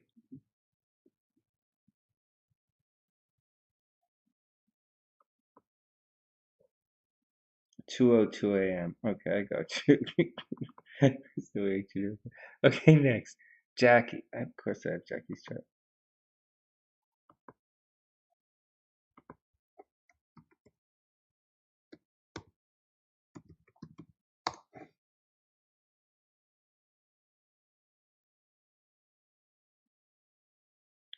Ooh, oh, here we go.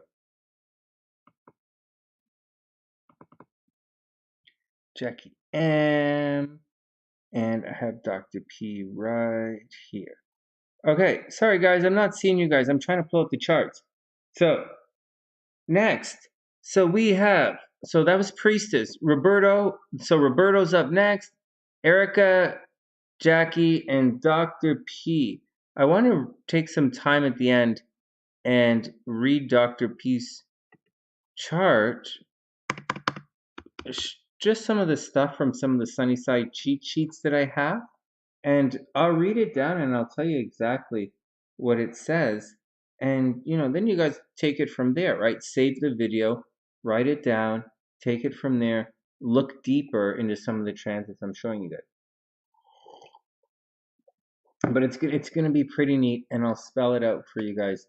It's a neat chart to do it because we're looking at a couple of things in it. All right, next, Roberto is up 134, 30. All right, Roberto's up.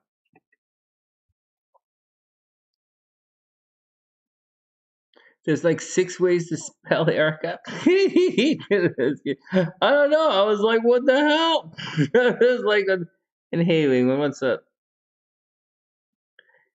Yeah, let him think he's driving. That's the secret in relationships. SLC likes to think, lets me think I'm in control. It works wonders. Who did I say is up next? Hold on. Hold on. Oh, Roberto is right here. I'll do it. Oh shit! I wish one of these charts up. Okay, hold on a sec.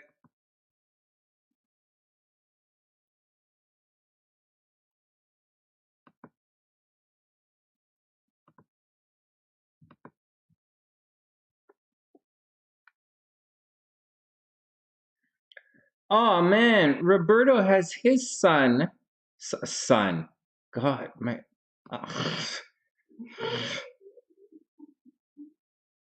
Why would anyone do anything I say?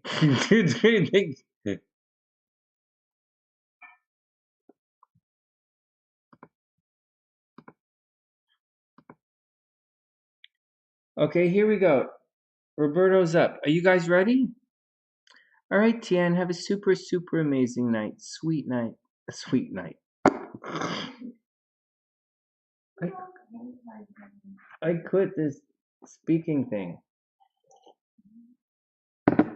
In my defense, I've been studying a lot of bebop. It goes like this. Boop. Dooba doo boop. Dooba doo boop. Boop ba dooba dooba dooba dooba doo boop. Boop boop boop. Boop boop boop boop boop. Booba dooba doop. It's kind of beboppy. Okay. All right, here we go. Everybody ready? Let's get into it. All right. Okay, everybody calm down. Okay, here we go. Starting stopwatch. Here we go. Mini reading. Hey, Shaylee, what's up? I hope you're having an amazing, amazing day. Here we go. Excuse me. Starting the stopwatch. Here we go. So, Roberto is a da-na-na-na. He is a Gemini. Oh my goodness. He's a Gemini, Gemini moon. Watch this. Gemini, Libra rising. Oh my God. Mars right on the ascendant. Wow, there's a lot in this right off the bat. Guys, right off the and Mars, in essence, Mars is kind of conjunct Saturn, so it's going to cause problems in this particular part of his chart. Saturn is absolutely squaring his nodes. That's going to cause a major problem. Saturn is not a problem in the first house, but with Mars, there can be no problem. So let's just start right off the bat, and I'll tell you guys some of the things he has to watch out for right away. So forget the sun. So his sun is right on the cusp of Gemini and Cancer, but his moon is in Gemini. So he's obviously quite curious. He can be quite conversive at times. He can be very seductive in his language and, very curious. He's very expansive in his mind. He might smoke cigarettes. He might get the munchies. He might talk with his hands, might find himself repeating things. Roberto might be bisexual. There's possibility of bisexuality in this chart.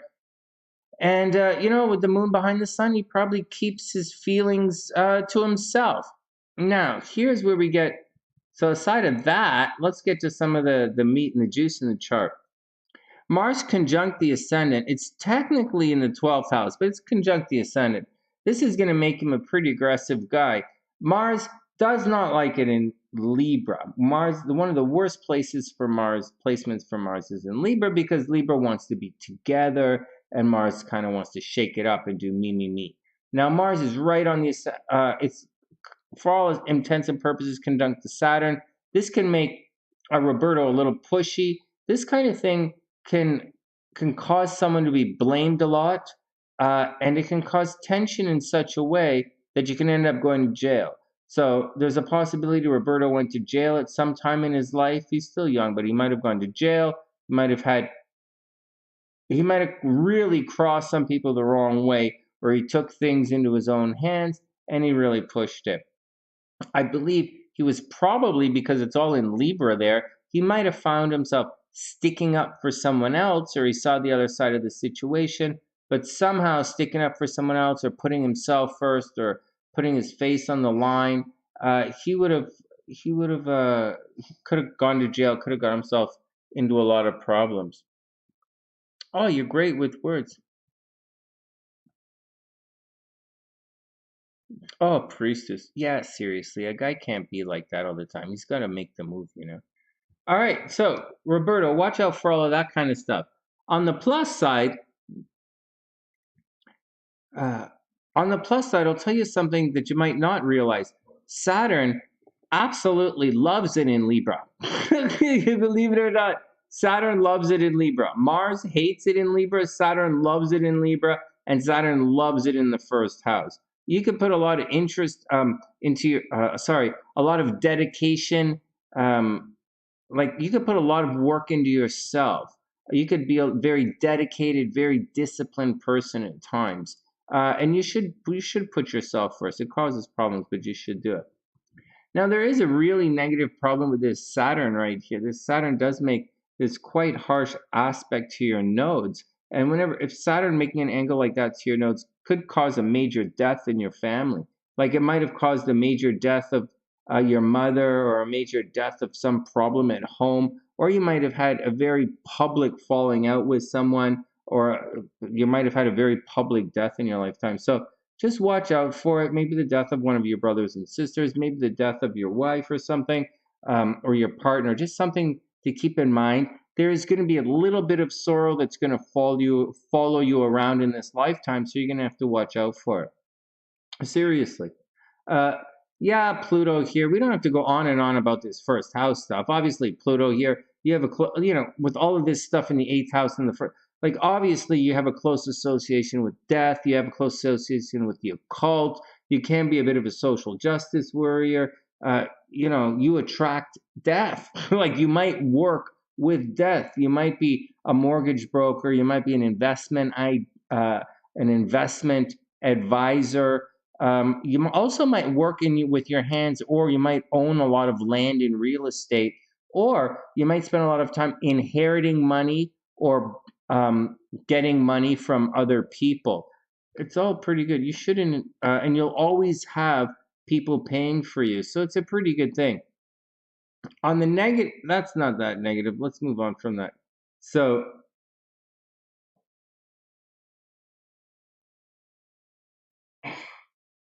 all right, next, let's move on. So anyways, one last thing about this first house. Like you have to watch your weight. You have to absolutely watch your weight, and you absolutely have to watch your health. I know 6th house. Oh, what do you mean I have to watch my health, Sonny? Well, this is your first house, man. So you absolutely have to watch your health. You have the dedication and you have the drive to succeed. There's a possibility you could end up being quite famous in this lifetime. Money is going to come from, forget about money, but your money is going to be, sometimes you have a lot of it, sometimes you don't. You have to watch the sources of where your money comes from. There'll be times when people don't want to pay you. There'll be other times when you're going to get paid in unusual way, like Bitcoin or something. All right. Oh, your younger brother passed as well as what? No jail time. Yeah, like technically it's no jail time. Technically it's not, but I thought I would say it anyways. All right, here we go. Your younger brother passed in front of me as well as your wife. That's horrible. All right, Suzuki, have a super amazing, sweet, sweet, sweet dreams. Have a wonderful night. I gotta make you guys more meditation videos so you can listen to some sweet dreams. I just gotta, like, my brains are just all fucked up these days. All right. You learn to accept, spiritual path. Yeah, Roberto, spirituality is your ticket. Hey, Roberto, forget all this, whatever, that's your life is your life. Spirituality is your ticket, man. Jupiter, like that's it, The sun and the moon are up in your 9th house. It's in Mercury, studying, learning, traveling, teaching. asking a lot of questions, visiting places. That's your jam. Seriously, you should really do it. And with this stuff over here, with Venus and Chiron and Mercury all in your eighth house, you should really attract, you should do it with people, like group tours. Whether you like group tours or not, like group tours give you group discounts and stuff. You kind of pay for things together, or like an all inclusive kind of thing, or not. But like, that's, if you're looking for that kind of stuff, that's the vibe. But neither here nor there. Let's move on and I'll tell you what else is going on in your chart. No drama here, no drama there. There is a possibility of, oh, you're welcome, guys. There is a possibility of things like cheating in relationships, right? Mars, technically 12th house, cheating in relationships, possible divorce. If this was a female chart, I would say there was infidelity in there, but in a male chart, not necessarily. But there's a possibility for cheating in relationships. Money's going to, and this possibility of a divorce, money's going to arrive from other people, and it's going to arrive in a Taurus way. It's going to, you guys are going to, like investing other people's money or working as an agent, helping people find a job. It's in Taurus, so something stable, something practical. There's also a possibility that, Venus in the eighth house attracts a lot of death. There's death by water, be careful. And, death of parents, right? Venus in the eighth house. Just be careful. Just be careful. On the plus side, you should inherit quite a bit of money. All right, Chiron is also there. Chiron is conjunct Venus, not always the greatest thing. Again, it's attracting death. Let's move on. So, but that's the gist. North Node at the top of the chart, except for the Saturn square, you should be very popular and quite successful at the office. You really should. Very popular, quite successful at the office. You have the possibility to be very famous, but for the most part, you should kind of do. And again, if you want to know a past life thing, you have major unfinished business in this lifetime. Your last lifetime, Mars in Libra, there was violence in your last lifetime, and you're not finished. You're still going through it. There's a lesson to learn. It's Gemini, lesson to learn. Maybe something with the brothers and sisters, right? All right, let's go look at your stuff. What are you guys talking about? You drowned twice camping? What the hell? What's wrong with you guys? Oh my god. Oh my goodness. No, it's not just the Gemini in you. You got it. No, it's spirituality, man. Yeah, spirit. You're definitely a spiritual path. Like no, there's no like this is spirituality right here. Spirituality. Get out in the world. Go see it. Go do it. It really is. Let's look at your transits and see what's going on.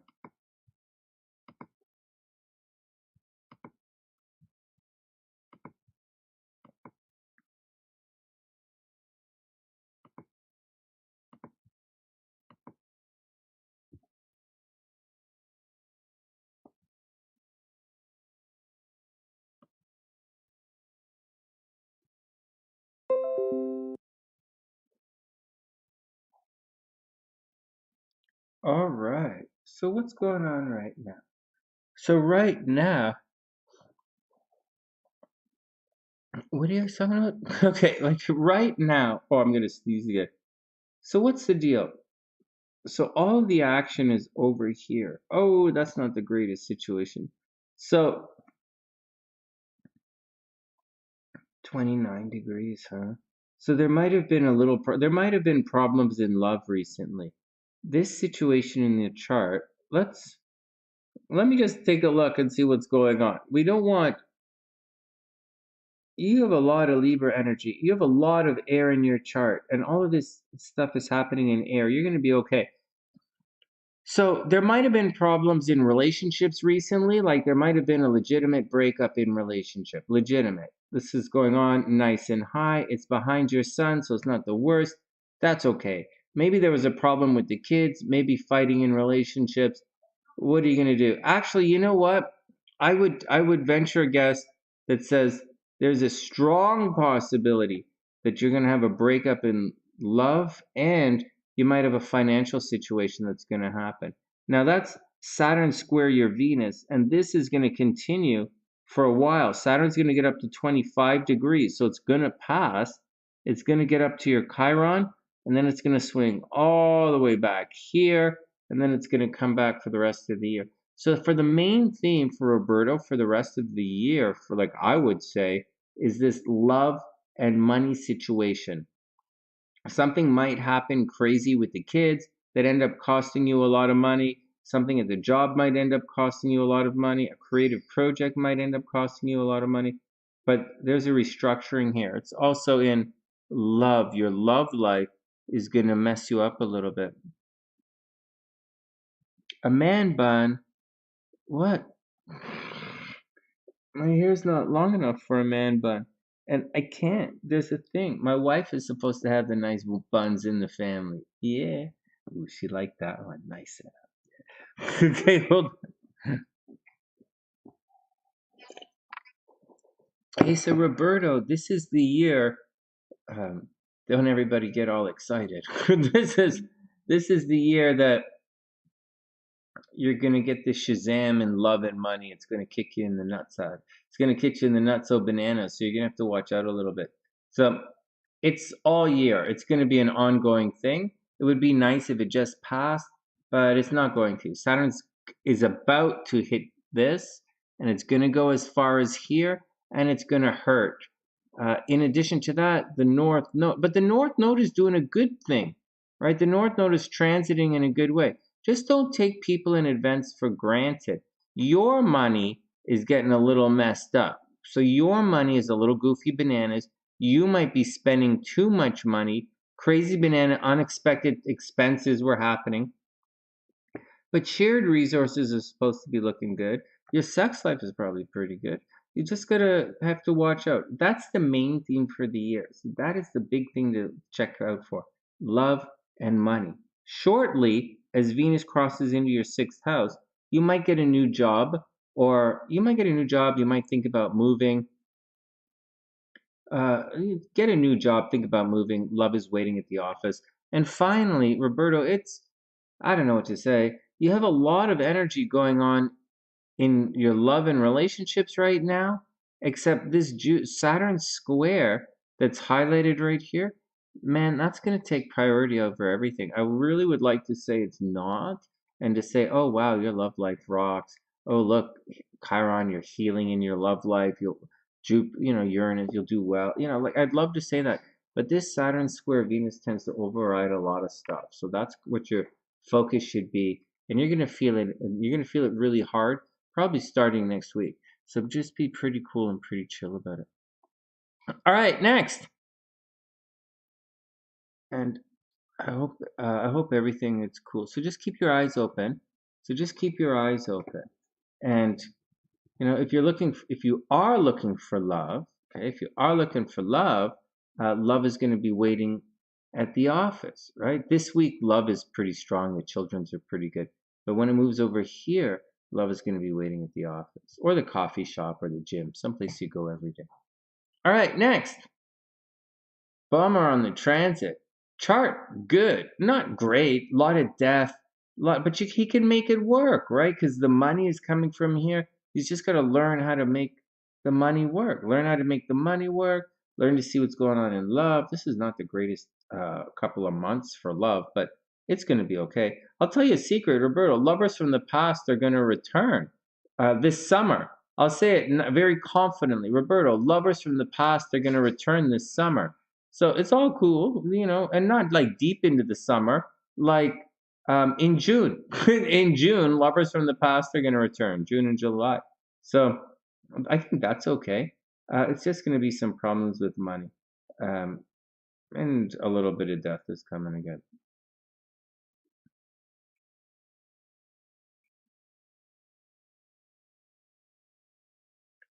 Yep, that's what I think. You got to watch out for it. These are all transits, right? These are all transits. Saturn squaring the nodes are transits, but that transit is right on top of your Venus right now. Money's going to be a little. You got to watch your eyes on your money. All right, next.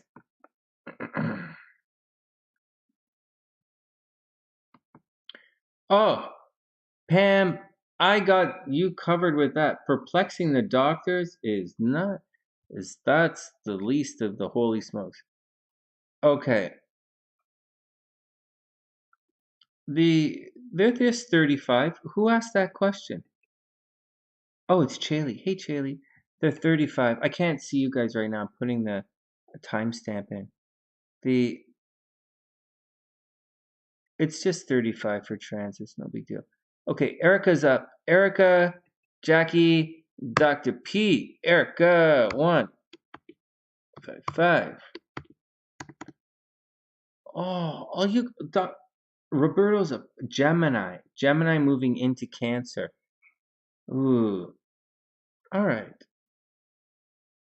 A lot of Pisces energy tonight. Okay, well, we're going to do our Pisces thing tonight.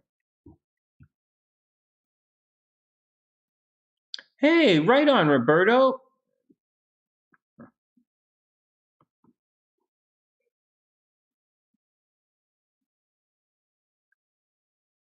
Yeah. Oh, in 2 weeks you're moving. Ooh. Well, it's going to get expensive. It's huge. It really is. Okay, one sec. Oh, you guys.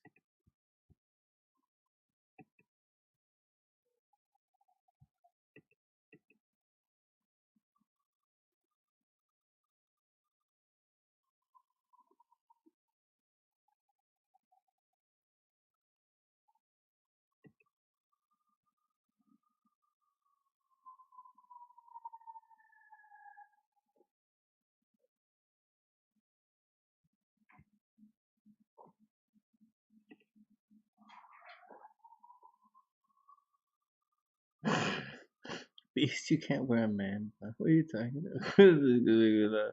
Hold on a sec. Hold on a sec.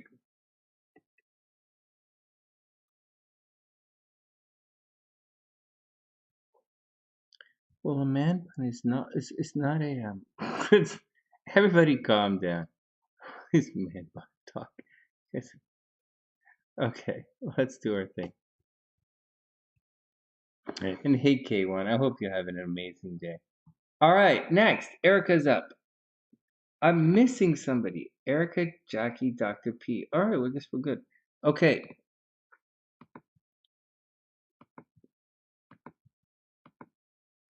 Okay, well, Erica's a Pisces too. So this is, at 10 degrees.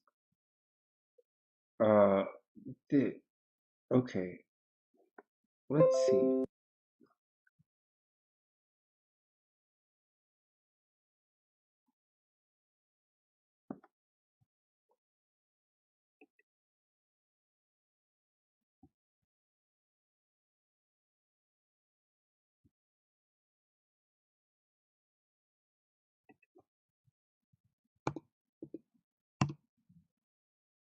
Wow, it sounds like a really bad storm coming. Really? All right, Ericka, you're up. I'm gonna grab some coffee. Mm-hmm.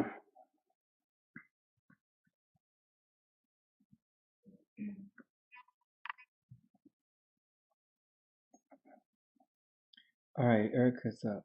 All right, here we go. Pisces gang chick. Okay. No, seriously, Pisces energy tonight. Roberto was Gemini, but like, this is Pisces energy. Here we go. Now, you know, the thing is, see, Roberto's a Gemini, and the Pisces energy doesn't really vibe that awesome with Gemini or Sagittarius, just to let you guys know. So I would expect Saggis to have a rough time. I would expect Geminis to have a bit of a rough time. But there's another thing before we start the timer here.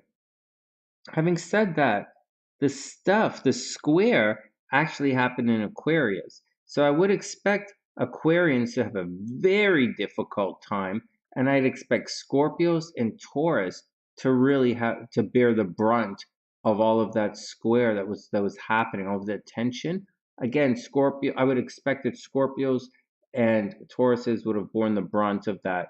But at the same time, Mars conjunct Saturn was extinguishing the light for many Aquarians. However, just because Mars conjunct Saturn doesn't mean someone's going to die. Like the energy, just because it's like in the 8th house, it doesn't necessarily mean that. You have to check a couple other things before. But for pop culture astrology, which is what we're kind of doing, that's kind of what's happening. So there you go.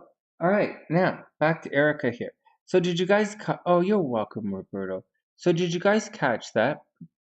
So the first thing, Jupiter conjunct Venus isn't the greatest uh, aspect that you would think it would be. You would think it'd be awesome, but it's not necessarily the greatest. Just like having certain planets conjunct the sun aren't really the greatest, because it's going to be called, what in astrology, what's called combust, and the sun's going to burn up that energy, and you're not really going to see it. So it's not the greatest. You kind of want trines, flowing energy, or you want tension, some squares, something to really motivate you. But neither here nor there. Or just like sometimes conjunctions are okay. It all depends on how you feel about using the energy that's available there. All right, let's get down to Ericka here. All right, so for Ericka, way down here, what's going on with Ericka? So Aquarians are still in a little bit of the poop dupe because she's not an Aquarius, but I'm just letting her know because her boyfriend's an Aquarius. Aquarians are still in a little bit of trouble right now. Even though Mars is clearing out, Saturn is going to remain. So it should put a lot of Aquarians, they're going to feel a little bit alone, Ericka. So your boyfriend's going to feel a little alone and isolated moving forward. That's provided he didn't hit his head and knock himself out. As for you in particular, you still, Ericka, you absolutely still have to watch your driving very sincerely for another month. this is Mars is right there. So for another month, you have to watch your driving. You're not quite, you're about to go through your Mars return, your 2-year Mars return, but another 2 weeks, like another 2 to 3 weeks. Like let's back it up. Let's say another 2 weeks, Mars is going to get here and start its run across through Pisces. Not yet, just wait a couple of weeks. Not a lot of weeks, but wait 2 weeks. Then you're really going to have a lot of fighting energy come back in you. But be careful that you don't want to be too argumentative as you move through things, because Mars is over here. On top of all of that, absolutely watch your driving, absolutely watch your driving, absolutely watch your driving. If you didn't do any jail time today, this last week, you're going to be fine. But again, know that Saturn is, you already know that Mars cruising through here is going to cause a little problem. Every 2 years, you go through it. Yeah, you feel a little low energy. Yeah, you get a little bit fighty. Yeah, you'll get a little pushy. Yeah, you probably get in a fight with the brothers and sisters. And yeah, you probably get in a car accident every 2 years. I know it sucks, but it's part of the gig. So, or you get new cell phones or computers, you just throw it all out. But that's the negative vibe that's coming in. There's a lot of good that's associated with this. I'm just giving you the big warning. Watch out for car accidents, watch out for computer crashes, and dropping the cell phone kind of deal, except that starting in 2 weeks, you're going to have a lot of, fight in you. You're going to want to get out and work the phones and run around and do stuff. It's not like it's over here where you're like forced to do it. It's here where you're going to want to do it. And Mars, Mars loves the 3rd house. So get out there and push it. Okay, what else is going on? Money is in a big flux, but there's not really anything you can do about it because it's Pluto. And by the time Pluto is passed, you're going to think like, oh, it's normal. So just take it easy. The most important thing is to watch your driving. Now, Venus is approaching your sun. So in the next couple of days, you are going to be super duper lucky. Not kind of lucky, super lucky. Now, every year at this time, you're usually pretty lucky. So there you go. But this year, you're extra lucky at it. There's, Jupiter and Neptune right here, almost conjunct your Saturn. That's going to put a lot of ideas it's going to reconstruct like your concept of spirituality and optimism. I know it seems weird and esoteric, but that's what it's going to do. Yeah, it could bring you a new car, and you're probably not going to spend a lot of money on it. You look very sincerely, you could get a new car or computer right now, very, very sincerely. And next year or later on in the year, Ericka, like in the summer, you might decide to move very seriously. This summer, you might decide to move, and then Saturn will retreat back here, and it's going to get expensive again. I just want to warn you that regardless of how things play out this year, Saturn is going to back up into your second house. And so things are going to get expensive later on, like June, July, August, things are going to get very expensive for you. So just roll with it. If you're thinking about moving, things are going to get expensive.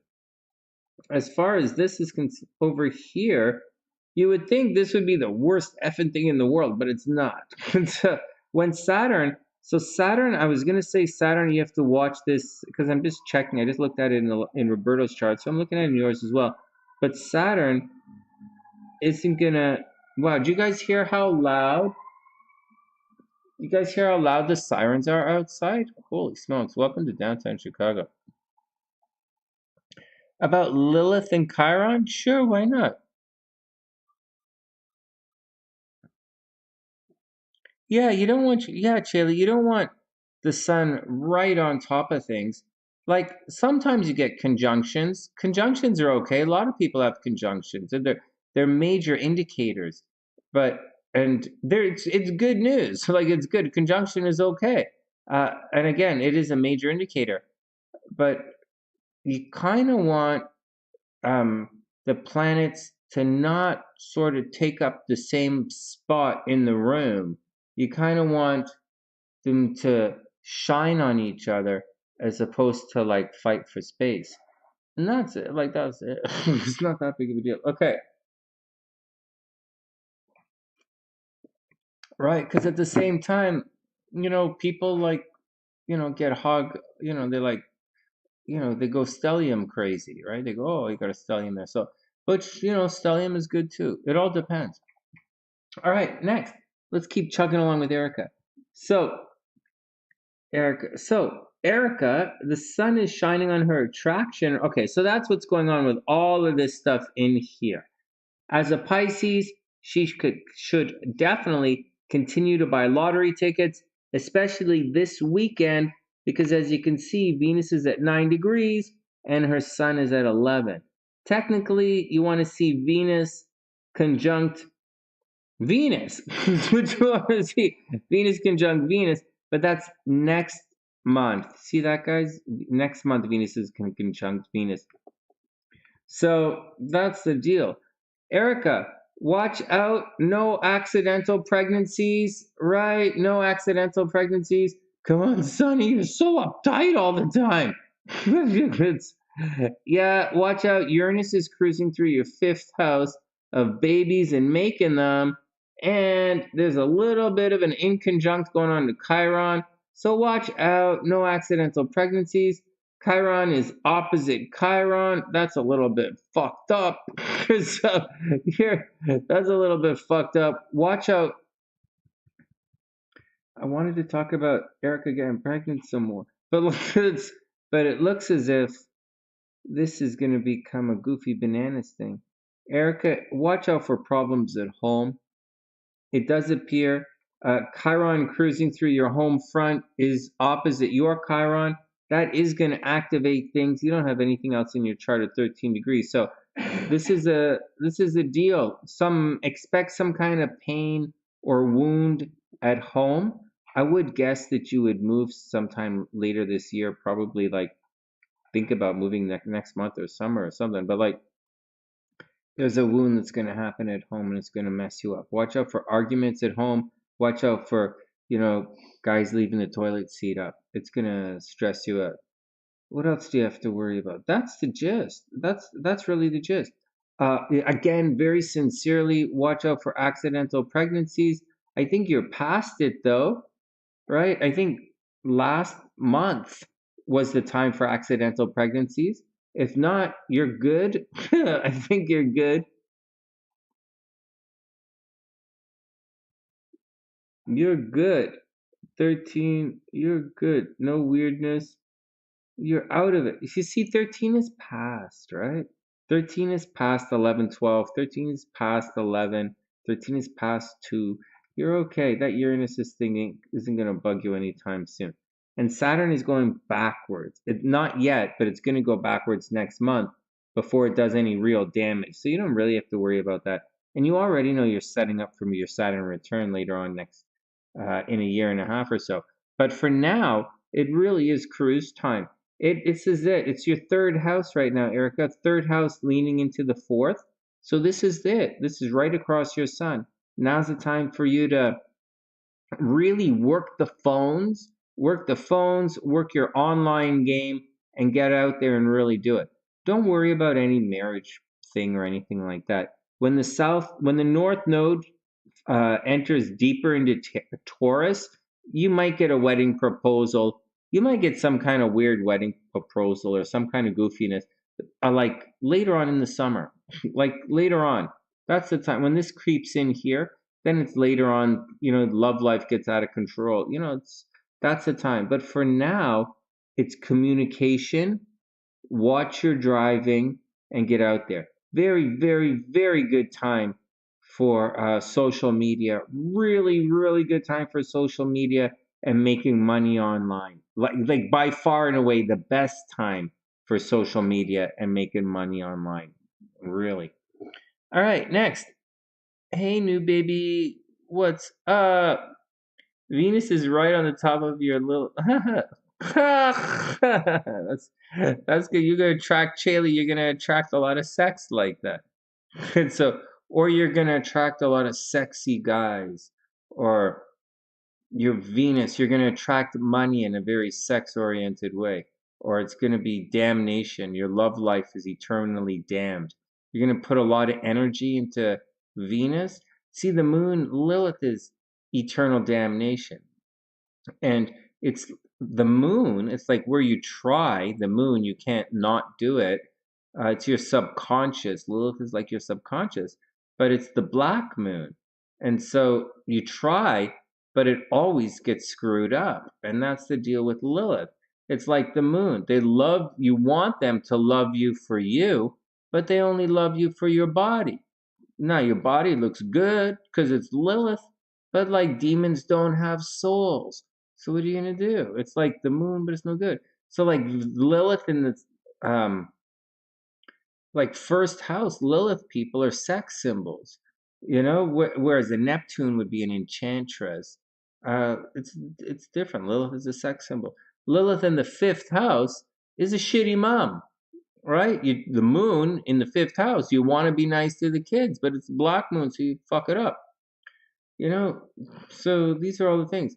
Lilith uh in Lilith, pardon me? You're always gonna have problems at home, right? You're always damned at home. You always try and make it look good. You always try and make it look good. You're always trying to do it. You always want to be at home. You always want your home to be your castle, but you fuck it up somehow. So there you go. And so over here, Ericka's Lilith is in the eighth house, but actually Ericka's moon is here. So check it out. So it's the eighth house. So in Cancer, whenever she wants to be super nurturing and super caring and super like do everything and smothering in her sex life, it doesn't work out. But when the moon is in Leo, her real moon is in Leo, if she's loud and proud, everybody loves. No, I'm just joking. I'm just joking. But the moon in Lilith in the eighth house is going to cause problems with sexuality. It's going to cause your sex drive is on major overdrive, and along with the moon, would make Ericka's sex drive an overdrive. Hey, Angelica, what's up? I hope you're having a super, super, super amazing day. Yeah, Lilith was demonized for just trying to be equal. That's what I say. Hey, Angelica, it's great to see you. Let me put this over here. I hope everything is going well. Aqua is really getting the shaft these days. I hope you're okay. I hope the kids are okay. Let me pop it right here. We'll put a little +2. Okay, next. Next. No, Ericka. All right, here we go. Next. Next. So, Ericka, just go. Oh, excuse me. So, that's what's going on right now. I know this might seem a little bit lame ass, but it's all about communication and transportation. So and your brothers and sisters, good things are happening. Like, I'd like to say good things, but like we all know there was a really negative thing that happened last week. So if you can get past the negative, make sure your boyfriend is okay. Like, definitely make sure the aquas are okay.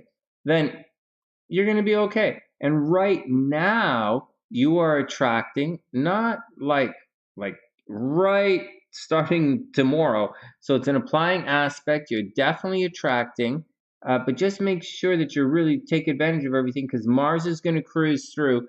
And when Mars cruises up behind, more car accidents, computer breakdowns, but a very good time to work social media. Very, very good time for more for internet stuff. Really good time for it. All right, next. Oh, and without any doubt, without any question, watch out for accidental pregnancies for the rest of the year. And like, I'm only saying year because nothing has really come in to set it off yet. And I know this like a Libra's not going to set it off. So like it's not like you're out of the woods until everything comes in and starts to goof around a little bit. And it's not nothing is really coming in to goof around yet, but Mercury's going to go retrograde, Saturn's going to go retrograde.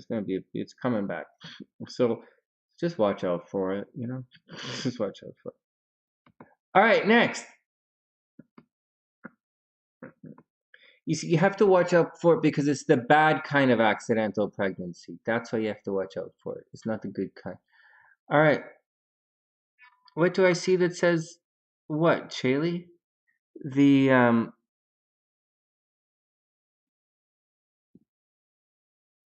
Wigwood.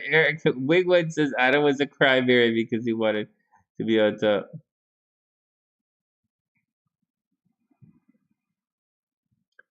Oh yeah, you've got stamina. Oh my God, no, Ericka, you should definitely just you've got success written all over your chart. It's like you have it all over your chart. It's just you would think you would see it in certain spots, but you kind of do. You kind of do.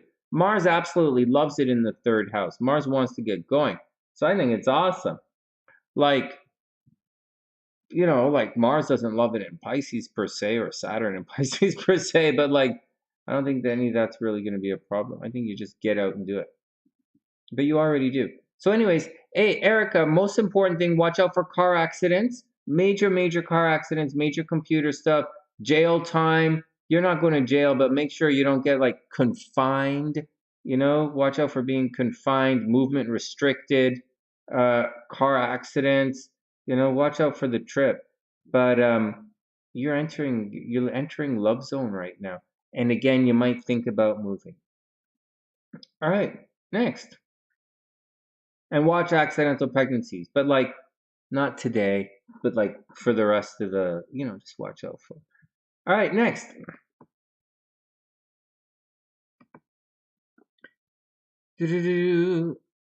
Which says pregnancy for Ericka. Accidental pregnancies. Pregnancies tend to be fifth house thing. Like children are represented in the fifth house. So whenever you're going to see and Uranus tends to lead to accidental pregnancies. You kind of want to see how it's going on, but her Uranus isn't really aspected by anything, so it's probably not anything that's going to happen anytime soon, unless it really links in with her boyfriend's chart or maybe the composite chart. But it's something she should watch out for. Just off the top of the head. Again, it's not the good type of pregnancy. It's accidental pregnancy, so she has to watch out for it.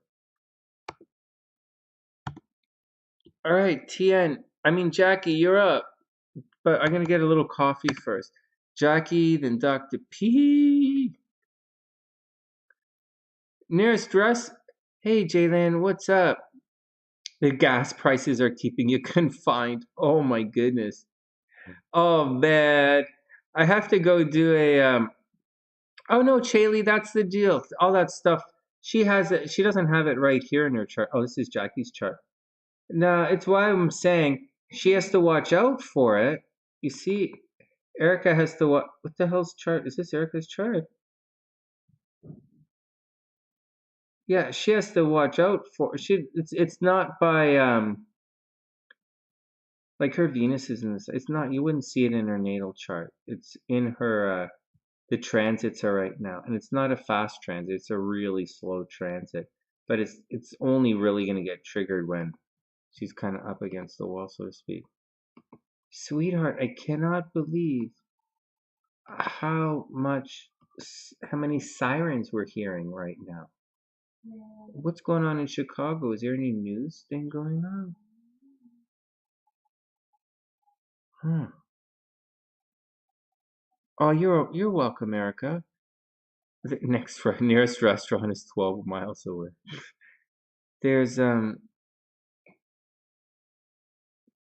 oh, wing one, not yet. It's in the description box. I'm not gonna forget it. I want to do it. Actually, there's another thing I want to do, but I don't want to do anything too crazy with it. Actually, I want to do. Oh, I don't know. I don't want to ask, but I want to do it.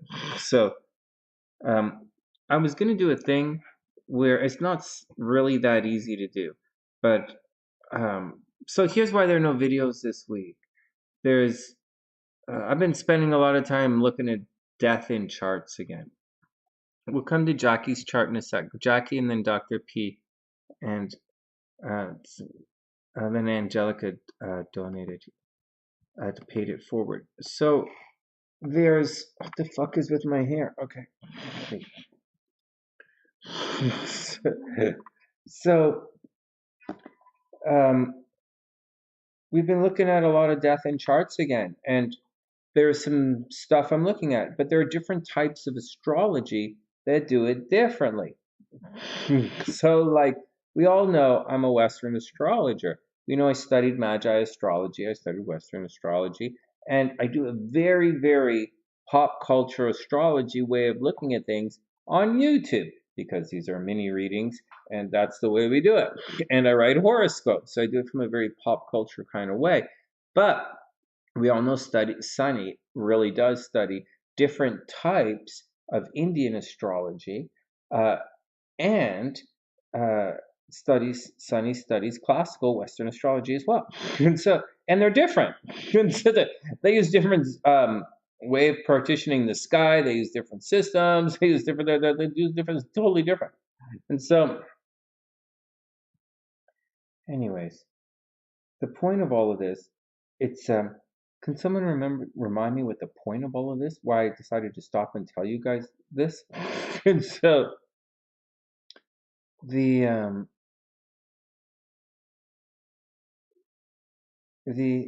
not sure.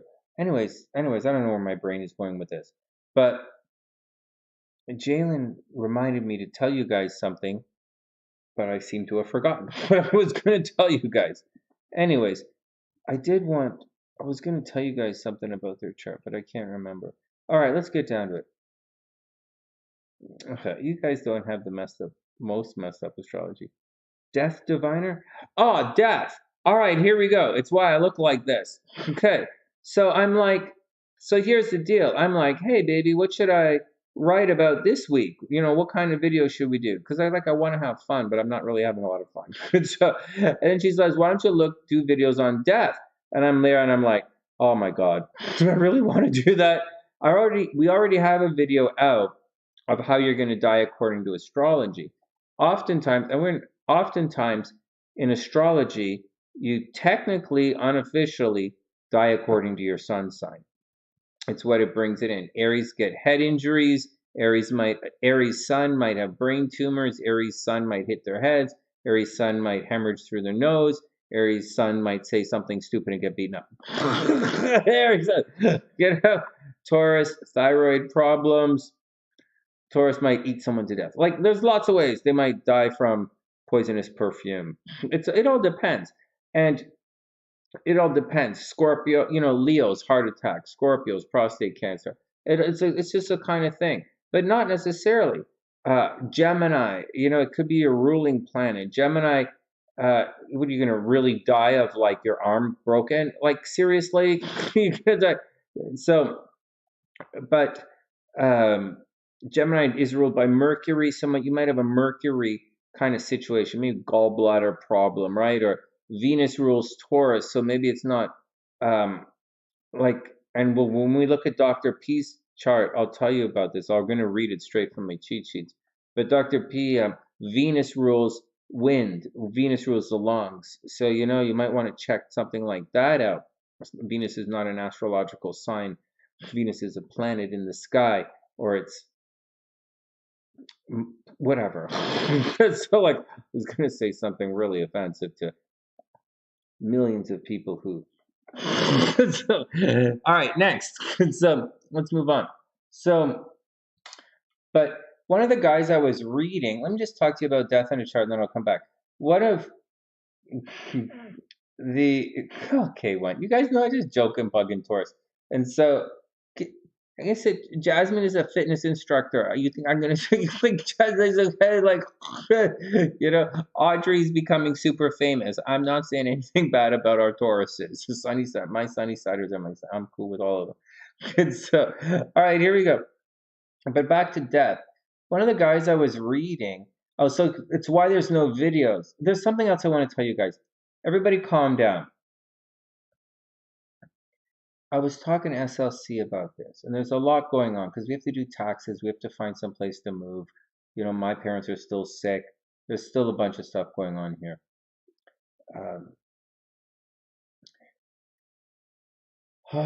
So one of the guys says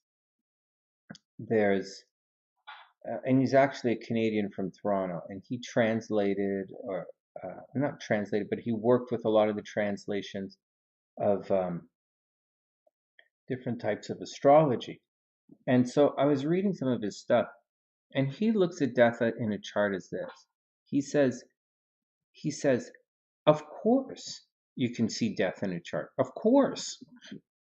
And he says he considers, if you're looking at moments in your life, both good and bad moments that happened, he said, your birth is an important moment, and your death is one of the most eventful moments of your life. So, of course, it should show up through your chart somewhere, somehow, if you know where to look.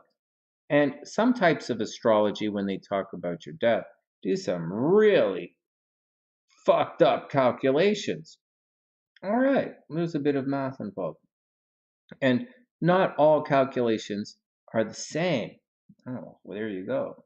Some guys, anyways, they all use different things and different things, but there are ways to look through it, neither here nor there. All right, so that's what I was doing. But there's one more thing I want to tell you guys. So here's the neat thing about it. So whatever is whatever is whatever. You guys will ask me questions. I will keep and our dialogue will shape our rainbow, so to speak. The fuck are you talking about, Sonny? We sound like, who the fuck needs a rainbow? Okay, like, whatever. So, but that's the deal. So as we progress, you'll ask me questions and I'll tell you guys more about it. But it's a little bit fucked up. It is a little bit fucked up. Many types of astrology have different ways of looking at it. It's pretty fucked up. All right, let's move on. So they tend to use progressions. Okay, whatever. I'll tell you another time. Next. Okay, I'm going to get a little more coffee. Then I'm going to come back and we're going to look at Jackie's chart. And then we're going to move on.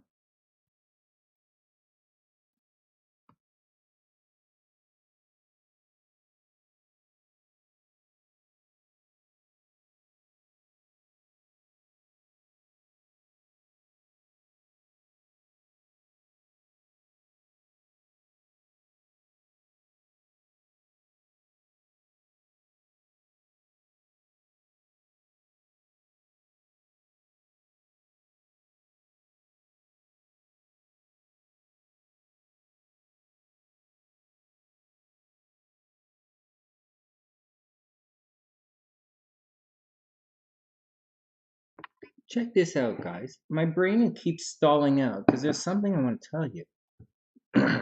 So forget about the death stuff. I wanted to tell you guys something else. Something about the nodes. So my south node is in the third house. It's right on the cusp of the third house and the fourth house. And so south node, I can really suck up inside my brain and just start studying for a while. And I've been reading a lot in the last. I was stuck in a hotel room for a solid week. So I did a lot of reading. And it's very easy for me. And check this out. So yesterday, I asked the missus, I was like, what should I make a video about? And she's like, you should do some kind of death thing. And so I'm like, oh man, we did it. I'm telling you the story again, but because there's a bunch of different stories I wanted to tell you guys or share with you. So this is about the nodes. So I'm like, whatever. So I went in, and of course I'm like, oh, I started talking to her. I was like, the sun is this and the sun is this. But there are other ways, and I've been looking at a lot of sickness, and some of you guys are sick. And that led me to some stuff that I'm going to share with you guys about Dr. P's chart shortly. But what happened was I was standing there and I was thinking to myself, all right, I really like this. I can just sit here. And we had a death in the family last week. So I'm really just sitting there trying to keep my mind off of everything. And there's not really anything I can do. And so I'm sitting there and then I realized, and so I'm studying, I'm always reading and stuff. And then I realized I got into that mode again. And it's a very south node thing for me. And when I get into, because that's where the south node is for me, that's why I'm talking to you guys about it. I'm not going to sit here and say, hey, guess what I did last week? I sat on my ass in a fucking hotel room for 7 days and I read astrology books. I read astrology books in different languages that I didn't fucking understand. But I had time, so I thought I would do it. And so that's not the point of the conversation.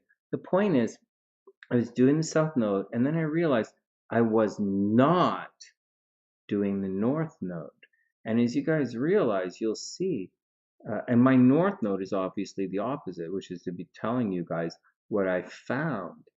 I'm moving from the third house of gathering information and communicating and running around to the ninth house of sharing it with you guys, of expressing my ideas and putting it out there in the world. And I wasn't doing that. I got stuck down. Major heads up for you guys. And if I don't share these information, I can't grow the channel. So if I don't, so one of the things I am capable of doing is looking and reading a chart for 4 or 5 hours and writing the horoscope videos for you guys. I've been doing that, but I didn't do the other stuff. So it's important when you're looking at your own nodes, unless of course you're a Libra. I'm not talking about no, whatever, Sunny. I'm just saying, when you're talking about your own nodes, that's what it's like to do your south node and somewhat neglect the north node. At the same time, you can't actually do the north node unless you actually gather some information in the south node. I can't exactly ninth node teach you guys anything if I don't exactly south node gather the information first. So you gotta rock it. But then again, if I was a Leo, maybe I would, and I wouldn't give a shit. I would just say, but here you go. Interesting long-winded note. Let's get back down to work. Well, I know some of you guys have things like north nodes in the 11th house that are getting activated right now, and you want to become popular. I know some of you have north nodes in the 10th house or north nodes in the 2nd house, and you want to know if you should make some money or what are you going to do to be famous. This is the time.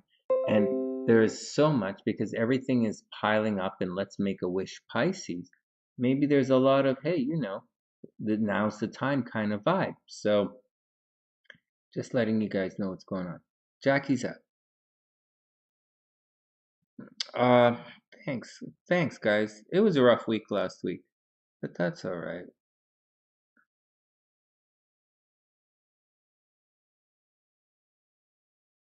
What? Birth chart wheels won't let you go through? What?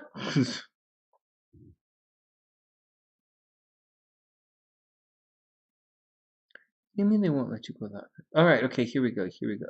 All right, next.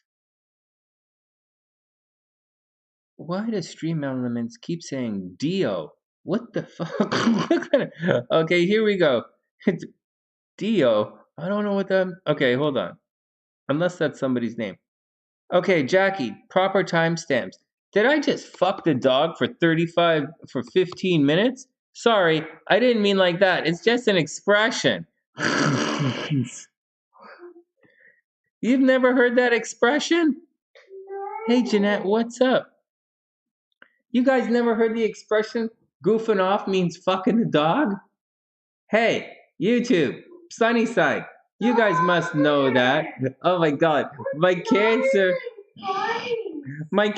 animal freak wife is like, it's like, you guys never heard of that? Goofing off is called, hey, what have you been doing? Oh man, I'm just fucking the dog. I ain't doing shit. Pardon me? Just, my late night throw is not monetized. I haven't monetized it in years. Like, it's the only thing we sit around and watch now, but it hasn't been monetized in years. Oh my god, I even pretend to monetize this. This fucking show almost got me kicked off of YouTube. All I wanted to do is watch a couple of fucking turtles fuck a croc, and next thing you know, I'm getting demonetized. Fuck, we won't be looking at that shit anymore. Fuck the dark side of YouTube. All I wanted to do is see a monkey take it up the croc. Next. What's the monkey jerk off with the frog? I'm lucky I'm still alive. I'm lucky I didn't get hit by a lightning bolt. Fuck. Oh my god. I was reading a book this morning. I was there. I started reading, and next thing you know, it says the planet Kronos. And I'm like, Kronos? What the fuck am I reading? How did I go from looking for death to Kronos? And then I'm like, Zeus. It's like the planet Zeus. And I'm like, the planet Zeus? What universe? What Pisces wrote this book I'm reading? It's oh my god. All right, next. Everybody come back. Innocence. Jackie's here. Okay, here we go. All right. Oh, what? You guys have never heard that? That's what it means. Okay, here we go. He says the what? Oh my god, Casey. That's so nasty. That's so nasty. What? Oh, I would understand in like a sheep or like a penguin, but a dog? Oh. Well, penguins are cuddly. That's what just the saying. I know. I'm working with it. Hey, K1, yeah. Zeus, Jupiter, Kronos, Saturn, Athena. Was it Athena? Or Aphrodite is Venus. Aphrodite is Venus. I think Aries was Mars. I think Hermes was Mercury. I can't remember. That's worse. What? Okay, fine, Hellbeast, you be like that. Fine, no cuddling for you. Maybe some guys like to cuddle a little bit. You know? Maybe a penguin is just... What? I might not be one of those. I'm just saying... I'm not making it weird. Why is cuddling weird all of a sudden? You're a Cancer. How am I making it weird by talking about cuddling? Always go past the line. There's no line here. There are no lines in Narnia. There are no lines. Go Aslan. All right, next. Did we do Jackie? Holy fuck. I started reading Jackie's chart half an hour ago. The girl's got to go to sleep. What the hell? Okay. Jackie. Here we go.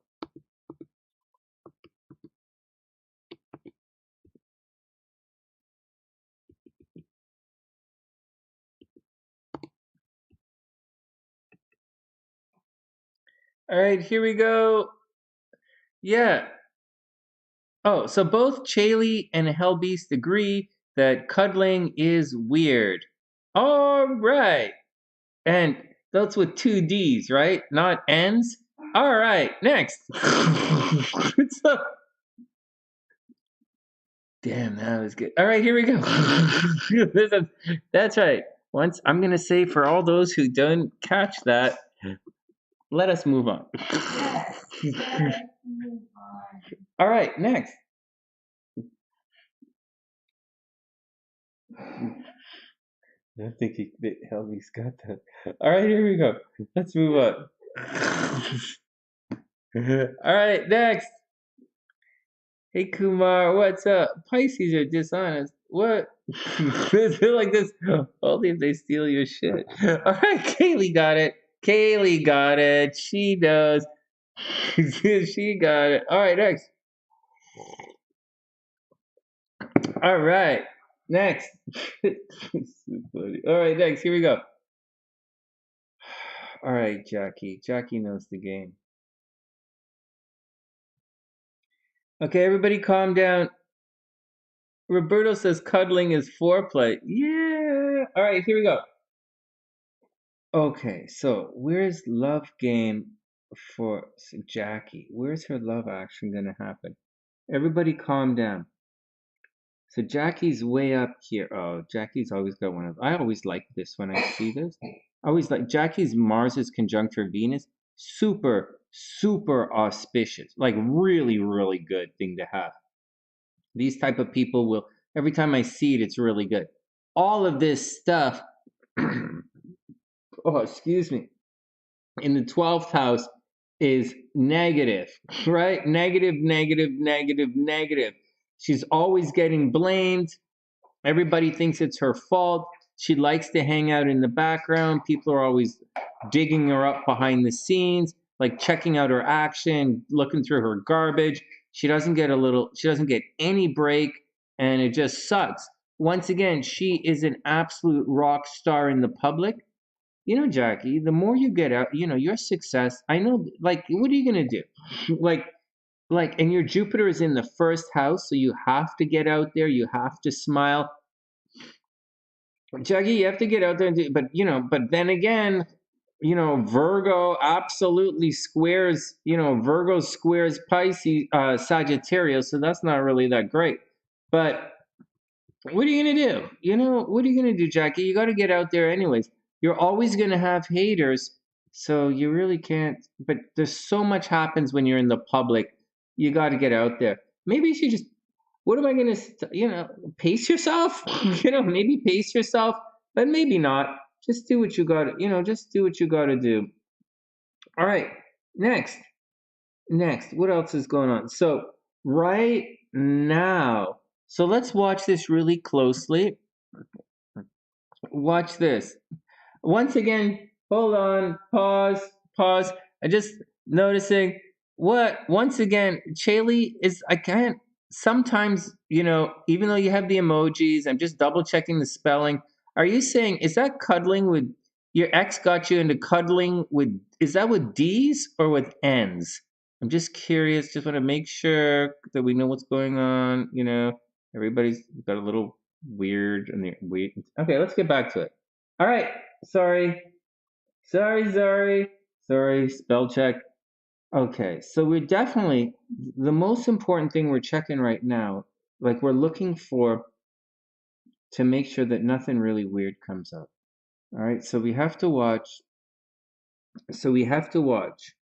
Go to her Venus, make sure okay, so that's what we did. So Venus is there. Anything really messing up the Virgo action? Okay, so we all know that all of this stuff down here is super highlighting the opposition part. Okay, everybody calm down. The opposition part of her Virgo, which is actually really good. So this is going to put her love life on a nice little transit here. Now, as a, okay, so it's going to put her love life on a nice little trajectory there. But we have to watch out for a couple of things. Like we have to watch out, make sure make sure the Saturn and the Pluto and maybe a little bit of Mars don't mess up her actual game that's going on here. So let's just take a second and make sure things are going okay. So, and let's not miss too much. So she would have technically had to watch out for car accidents and stuff last week, but technically, right? Technically watch out for car accident, technically watch out for being confined, being blamed for things. But as we move forward, right, and here, so Jackie, we're going to move forward. But as we're moving forward, whatever, you might very sincerely think about moving soon, right? Moving, it's a great, great time to invest and buy another house or buy another condo or something. But then what's going to happen is in June, Saturn's going to start creeping backwards again. So you're not really going to get away from, let's say, car problems. Okay, third house, let's say car problems. You're not really going to get away from car problems this year. You're not really going to get away from communication problems. This year, your movement is going to be restricted for some reason. Now, your movement could be restricted because, like, great things are happening at the office and you have to put in a lot of overtime. Maybe your movement is being restricted. Like it doesn't really say quite yet why it's being restricted, but this is going to happen for the rest of the year. So you're going to have to redo communications, redo paperwork, redo car stuff. Watch out for computer problems, car stuff, and delays. All right, so that's what's going to happen now. So that's the deal. As far as negative stuff, okay, so that's the first thing. These guys were together. You're going to have problem. Watch out for moving. Watch out for car problems. Over here, this is a nasty square. And this is going to square for the next year or for the next year. You have to get Pluto as far the hell out of your Capricorn as possible. Pluto is cutting a big change through things.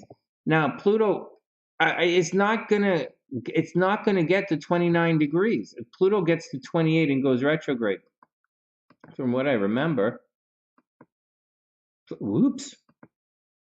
Pluto is gonna go down here. It's gonna get 20 degrees. It's gonna go to 20 degrees, and then it's gonna go 28, and then it goes retrograde. Yeah, it's C28. So Pluto's not exactly gonna make it up to your natal Pluto. It's only going to really donkey up and donkey in a bad way, your sun. You see, this is the line I'm talking about right here. And then you're kind of stuck with this for the rest of the year. See, it's going to retrograde backwards, and it's going to go all the way back to 26, and then it's going to come back, 27, 28, and then, next year. So, this Pluto thing, so you're going through it. Like so you're going through this little Pluto square. So you're going to have to deal with. You're going to have to deal with, you're going to have to deal with no stress. You're just going to have to deal with it. Pluto is squaring your identity right now. People might be saying bad things about you. People might be, for the rest of the year, something about your movement, about how you relate to others, maybe your brothers and sisters. You're going to be at a lot of odds with this. The things you want to say to some people, you might not say what you want to say, or because it's third house, right? Or you're going to start writing a book that's really going to change things. So either you're going to start writing, or you're going to start, going to open a website or something. But there is a massive change that's coming. And it's coming. It's coming. Oftentimes these I'm harping on it because oftentimes these changes can be a little bit painful. I don't really want to see too much painful change going on with anybody. So that's what you have to watch out for. So the rest of the year, watch out for your driving. Watch out for your brothers and sisters. As for now, it's moving. It's also a possibility that you really might, honest to goodness, meet somebody right now. Like this weekend. Oh my God, this is another person with their Venus at 12, 13 degrees. This weekend, you guys are going to be super lucky in love this weekend. What the fuck? SunnySide is all going to go get happy and have fun this weekend. All right, that's cool. I'll do the horoscopes for tomorrow, and I'll see if you guys are going to be really lucky. But I say get out there. Jackie, get out there. Have some fun and see what's going on. No joke. But no. So sorry. That's not what I mean to say. There's no get out there, right? Like there's nothing. There's no get out there. This is all happening at home. So, I don't know, maybe invite some people over, maybe make some money from home. Maybe it's a good time to work from home, maybe network, check it all out. This Pisces stuff is okay. The Pisces stuff is okay for a Libra. It's not the worst thing in the world. It's not it's not a big deal. Like next month, when everything moves over, that you're going to get a real solid opportunity for love. Like next month, nice solid opportunity for love. But for right now, you should be focused on making money from real estate, maybe buying another place, and watch your mom, right? Watch your mom and check it out with that. See, this doesn't relate. That Chiron there, maybe a little bit of heartbreak, but nothing. It shouldn't really rock your world too much. This is really get out there and see what's out there. But it's not go to the bar time. I mean, like right now the moon is here. What are we, Wednesday? By the weekend the moon is going to be over here, right? So maybe Friday you'll hang out with the buddies, and then you're going to be reclusive this weekend. But that's not what I mean. I mean, invite some people over, hang out with the peeps, and check what it is. You might be surprised to find some love coming, especially at home. All right, next.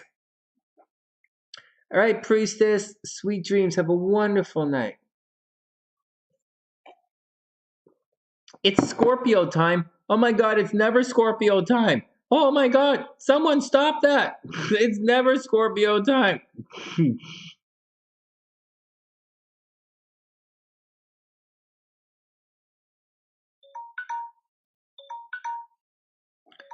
All right, watch this. So, okay, so she's good. Okay, she'll be good. Jackie's good. All right, guys, now I want to read to you guys some stuff that I have from my general notes that I give out to the class. And I'm going to read some of the stuff. I'm just going to read some of the stuff that it says in Dr. P's chart. And we're not going to look at this chart. We're going to look at with the transits. Now, I looked at some other stuff to see if she was really sick. I don't have it. I'll pull it up. I looked at her progress chart. And I looked at how it wrapped around with what's going on right now. So I wanted to know if her progressions were really mashing up against what's going on. Because when I was reading all the death stuff, a lot of the death stuff was talking about progressions. Because obviously transits, like I tell you guys constantly, transits happen so often, it's unlikely that a regular transit, unless backed up by something else, would cause a problem. Anyways, neither here nor there. So I was looking through, and the outside is where Dr. P's chart has progressed to right now. Hold on, a timestamp in the description box.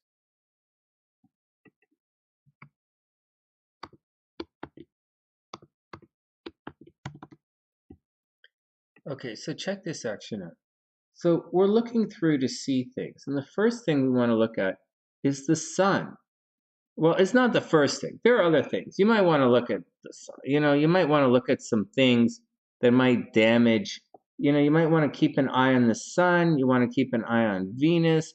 You're going to want to keep an eye on Saturn, right? Those are some guys you're going to want to keep an eye on. And maybe keep an eye on Jupiter while you're at it, right? But in the meantime, let's cruise through. So what's going on at 27 degrees? Anything on the outside coming into contact with that 27? And the answer is not really. Like there's Jupiter, right? But Jupiter's at 28 degrees. So it's kind of past it a little bit. Anything else around 27? No, not even remotely.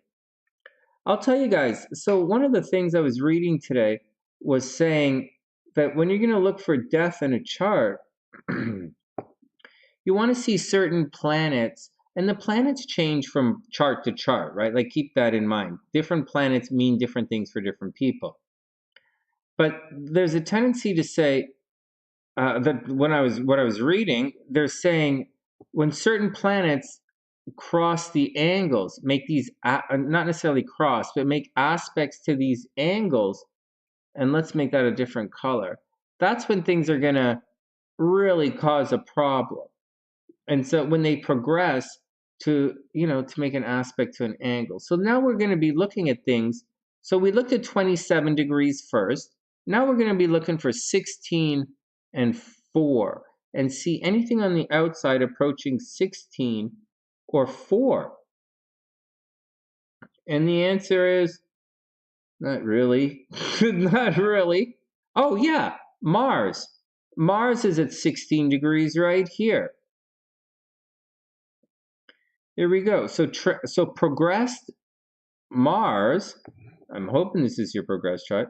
Progressed Mars is indeed making an aspect to the ascendant. But is Mars like a big deal? Like seriously, in this chart, is Mars a big deal? Like, the 6th house is ruled by Leo. That means the sun might be a killing planet in this one. Or maybe, we'll have to see the strength and weaknesses. Then we have Libra, is ruled by Venus. Venus might cause a problem for Dr. P. Really. But Mars, like, why would Mars cause a problem for her? Aries is over here in, the 2nd house. Like, it rules the 2nd house. Anyways, so these are some things to watch for, neither here nor there. But what you'll see is anyways, I just wanted to point that out for you guys. But you're going to want to see real strong connections and real strong things happening. Like, it's more than likely. So if I was looking at this, just randomly trying to figure out when when it's really going to be crunch time, I was looking at this and I was thinking of something. I was really thinking. What were you thinking, Sunny? I was thinking the sun. So this chart is ruled by Venus. So we're going to have a problem. We're going to probably want to watch out for problems at 27 degrees. The sun is there, and the sun is there at 27 degrees. So maybe we're going to have to wait for something to get to 27 degrees. Like, we're just going to have to. Like, I just don't see it. I just don't see it. I'm looking and I don't see it. So I'm looking and I don't see it. But I do see some other things. And some of the things I see should be a little bit scary. And I'm going to point out some of the things. So once again, this is a progressed chart against a regular chart.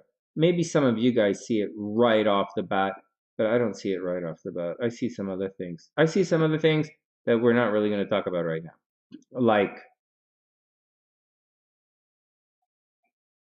Like Venus, like in 2 years, Venus, which can be a bit of a problem in this chart, in 2 years or so, maybe 2.5 years, 2 to 3 years, Venus is going to make an aspect directly to the ascendant. So 2-3 years, that's when I would think right now. But I don't know. We're just looking at the astrology and seeing what's going on. I'm going to bring different things for you guys to look at. Next. How come there's no picture of this? All right, next. So just looking at Dr. P's chart. Okay, just looking at her chart all by itself. And we'll look at it again, right? And while we're looking at it, let's look at it with the transits, because some of the transits are really slow. And they do indicate things. They do.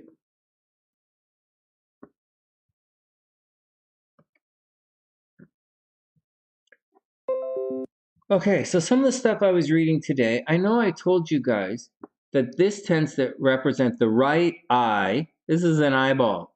Okay, this is your right eyeball. And this tends to represent your left eyeball right there. Okay, so that's the first thing. Sometimes, sometimes we look at it like the sun, and on one side is going to be the left eye, and on this side, It's going to be the right eye. Everybody with me? Because it's going to get a little bit more crazier. So, what was I reading today? What I was reading today talks about this, and this is from Greek astrology, but not necessarily Hellenistic astrology. You guys with me on this? I don't think it was Hellenistic astrology I was studying. Hellenistic astrology is just Greek astrology. You guys know that? It's math-based. It's more math-based because it's the Greeks. All right, so whereas, not that Vedic isn't math-based, but Hellenistic is Greek astrology. Vedic is Indian astrology, whatever. And so, whatever. And so, anyways, I can't remember what the fuck. My brains keep skipping the beats here. So, what they're saying is,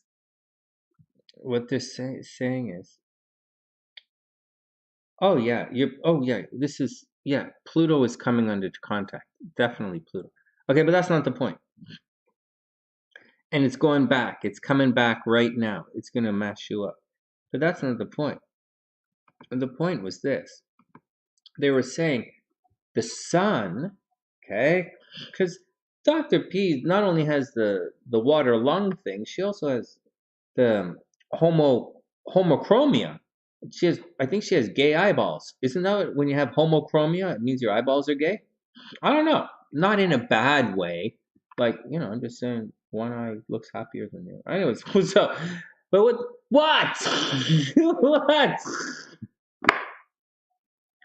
Your eyes look happy all the time. You have homochromia too.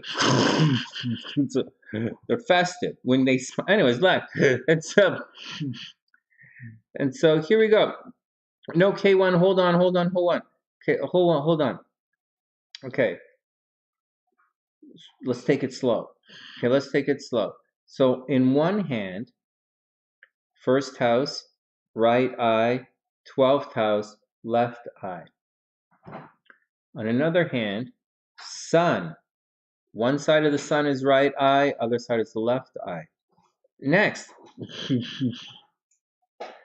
Oh, it still does in my world. Ooh, who wants to be happy? Gay still means happy. Oh my God, hell beast. Oh, watch out. Watch out. Kids up. All right, next. Kids up. Keep me focused. It's important. So what I was reading today says this. It's a different type of astrology I was reading today. But again, I'm researching death for some reason. And we're going to get back to Dr. P's stuff in a sec. So what's happening is the sun. Now check this out. They say the sun is ruling the right eye. This is important because Dr. P's chart, right, and SLC's chart have all this sun right here and the Venus action really close to it. So the sun rules the right eye, according to this type of astrology I was reading. And the sun, listen to what they say. So the sun projects outward. The sun projects outward from the right eye. You're like, and the moon rules the left eye. And the moon receives stuff. And so keep in mind that the left side of your brain, which is your right eye, is supposed to be analytical, I think. I don't know. And then it's out, and then the moon bringing it in through the left eye. Just whatever, man. Anyways, that's what it says. So if you have a debilitated left, if you have the eyeballs, right, then you might have a problem. Something with the moon might be affecting the left, a change in color in the left, and the right might be a change in color with a sun situation. Just wanted to bring that up to you guys. All right. So where's the moon? Over here in Gemini. Any problem with this moon at 16 degrees? No, this moon is completely isolated all by itself. Well, that doesn't help the cause much, Sonny. I know. I'm just saying. All right, next. Let's move on. So that was it. Now I'm going to read to you guys what's going on.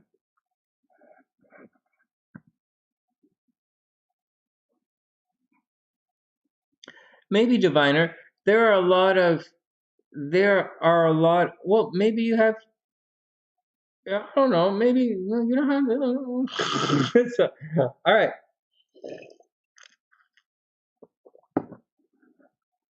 All right. There are a lot of reasons why eyes might get a little weird in astrology. Now I'm just going to take some time, and I wanted to do this, so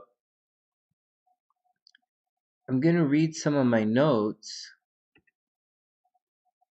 for Pam's chart, and because I don't go looking. All of the stuff, a lot of the stuff you guys talk about, you want to know, it's not stuff that I would actively go looking for in a chart. Like I'm rarely go looking in your chart to see when you're gonna die. So here we go. So I'm just gonna read out some of the sign stuff. So everybody listen up.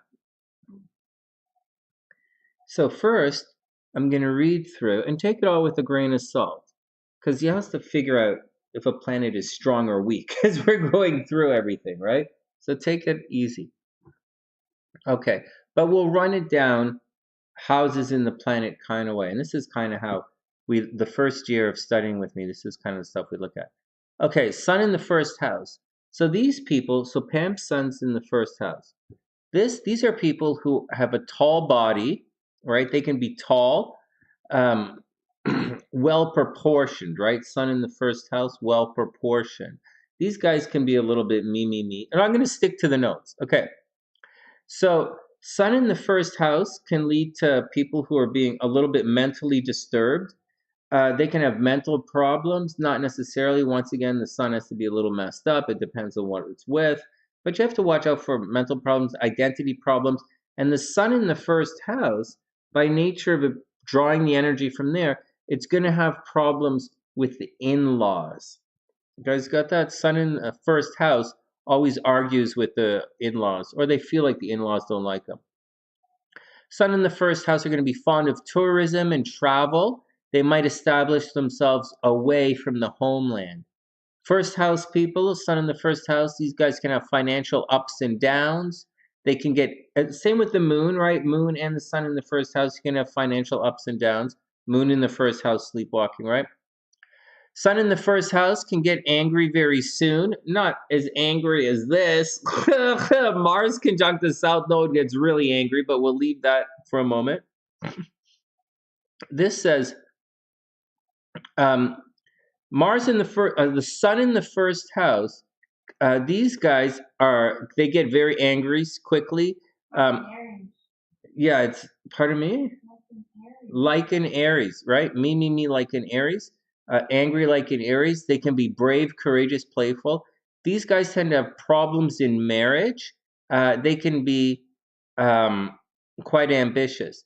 Now, here's some of the stuff that you might want to know that you probably don't, you may or may not know. Obviously, sun in the first house can injure their head, but the sun in the first house can easily lead to weak eyesight and balding. So if you have the sun in the first house, these people can lose their hair. Sun in the first house, people lose their hair. Moon in the seventh house, people lose their hair. They get that alopecia thing. They make you look like, okay, next. So heads up with that weak eyesight, balding head. Whimsical, apprehensive, suspicious. These guys can have a loss of wealth and property, right? Financial ups and downs.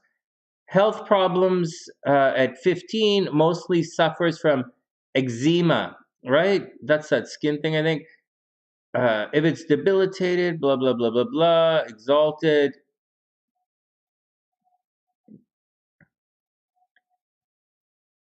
Let's just move on.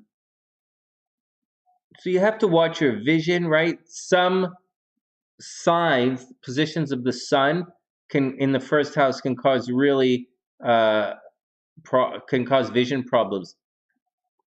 The sun in Pisces, in particular, can lead to a lot of fame. So the sun in Pisces in the first house could lead to someone who's very popular. Now, if aspected by Mars, if the sun is aspected by Mars,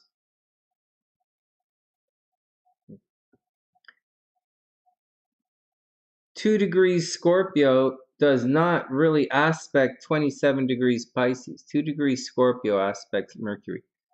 But if aspected by Mars, and I'm going to tell you guys something, in SunnySide horoscopes, I would not consider this an aspect. I would consider that almost an inconjunct. But there are many types of astrology would say very clearly Scorpio to Pisces is an aspect. Many, many types of astrology would say that. Just not the way I do astrology. But anyways, if aspected by, here we go. If what the hell am I doing here? What am I talking about? Okay, if aspected by Mars, you can suffer from TB and asthma. So if this is aspected, you would suffer from TB, which is, I think, tuberculosis, and asthma.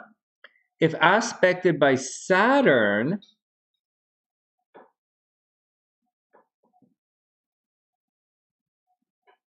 which it sort of is, that's pretty close to a conjunction. So if the sun in the first house is aspected by Saturn, that can develop suicidal tendencies. Take notes, guys. Next, in a female horoscope, you can be angry, a lot of self-respect, playful, obviously, like Aries, right? Playful, easy to be argumentative. It means there's a possibility to be deprived of your husband's attention. Remember, sun in the first house has marriage problems. If aspected by Saturn, suicidal tendencies, stubborn, head injuries, obviously, dependent on others, obviously, problems with health in childhood, etc., etc. Next, they say asthma. Exactly is what they say, asthma. All right, next, moon.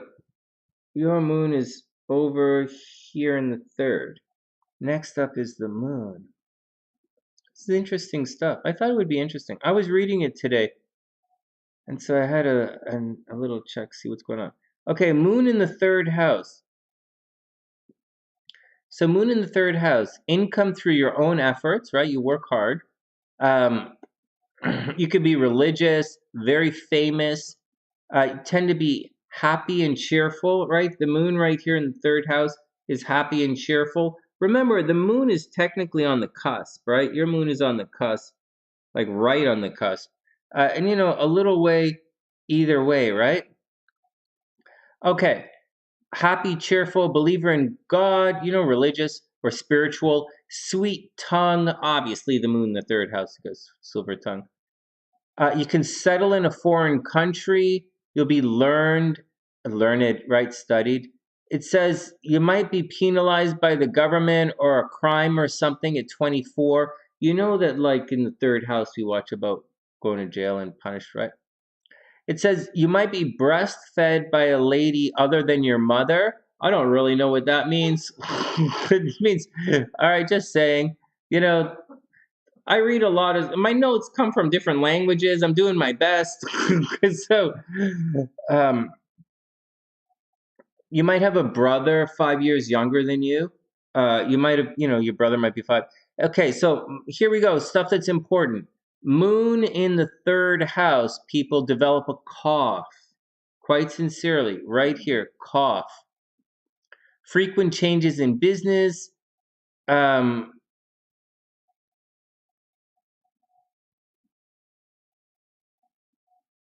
It said, if with the Lord or Langa or the Lord, so if with your ascendant or the Lord of the sixth,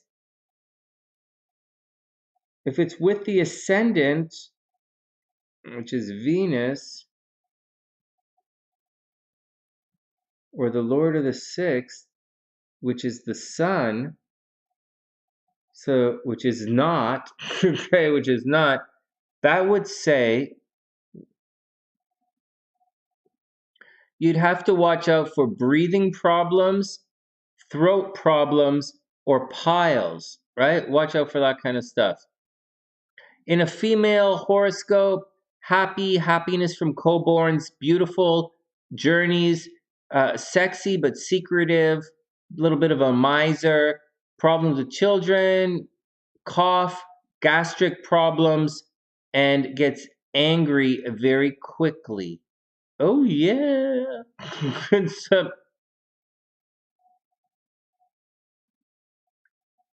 that's the deal. All right, next.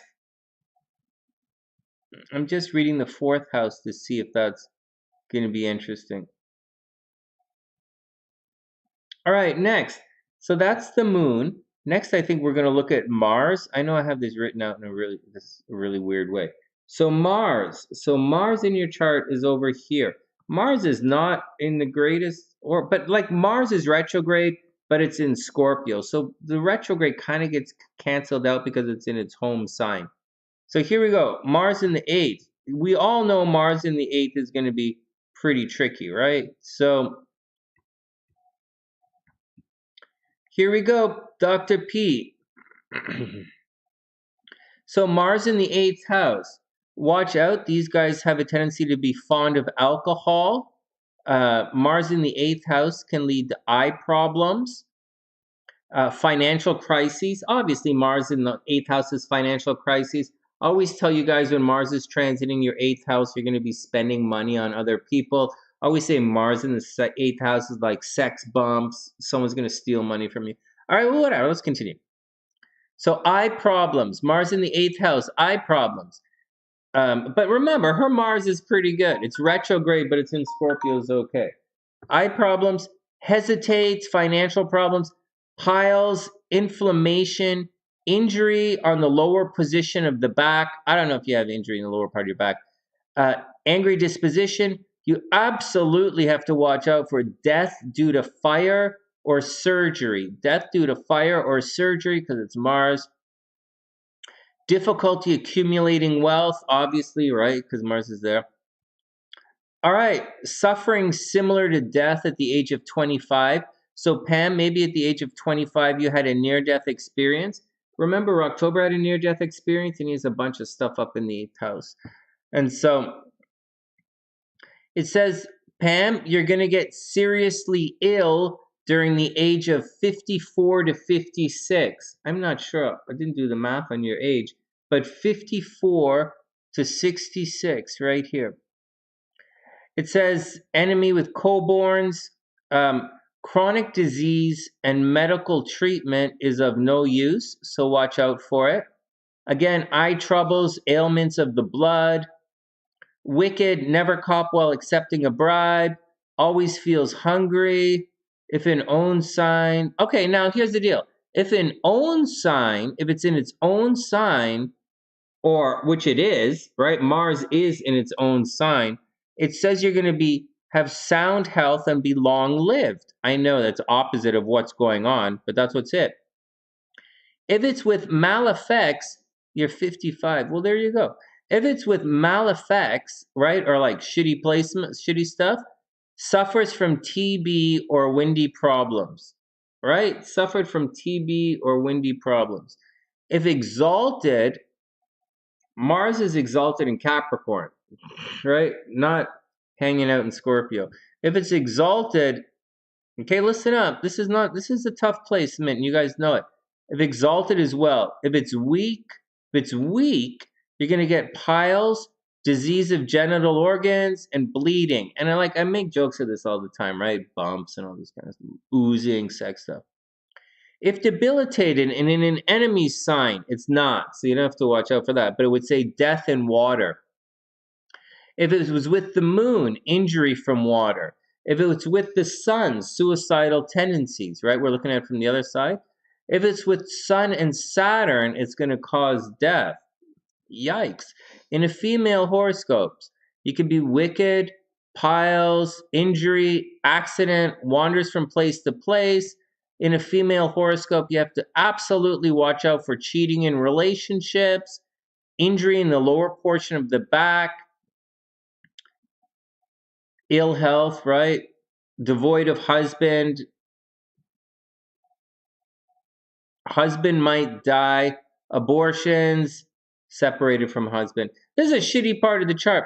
All right, Chaley, have a wonderful, wonderful night. Yours is with Saturn. Oh, your Mars is with Saturn, right? It depends on where it is in your chart. Mars, I did a whole bunch of explanations about that in the last month or so. I talked about it constantly in the last 2 months because we just had that transit happen. So it's a pretty serious, Mars conjunct Saturn is a thing. All right, Venus, here we go. Venus is up next. Her Venus is in the second house. You guys are going to like this. All right, so here we go. Venus in the second house. These guys are soft-spoken, intellectual, handsome, beautiful, very well-dressed, respected by all. These guys, Venus in the second house, obviously can be a little fond of sweets, right? You guys know that. All right, Beast, have a wonderful night. You guys know you gotta watch out for, you gotta watch sweets. Pam's got to watch out. Extramarital relations, right? Venus in the second house. Fond of gems, obviously. Hardworking, financial gains, prosperous, lucky. Should be pretty good. Fond of singing. You know, Venus close to the North Node is pretty good as well. Well educated, ahead of colleagues, knowledge of occult subjects. This one says a long life. Gain property at the age of 60. A voice attracts the opposite sex. So there you go. There you go, Pam. Voice messages. Lose the text, more voice messages. Beautiful eyes. Well, there you go. Beautiful eyes. Venus in the second house. Gets work done by offering wine to friends. I think that's the way to do it. Hey, check it out. Gets work done by offering wine to friends. So you got a little Tom Sawyer in you. Right on. More than one marriage. Okay, Venus in the second house, more than one marriage. If with the moon, eye problems, loss of wealth, obviously, right? If with the moon, financial problems. If with the sun, eye problems. Not really. Not really with the sun. A little bit with the sun. Not really. And with the moon, not really. All right. If debilitated, make it life in prison. Forget that. Next.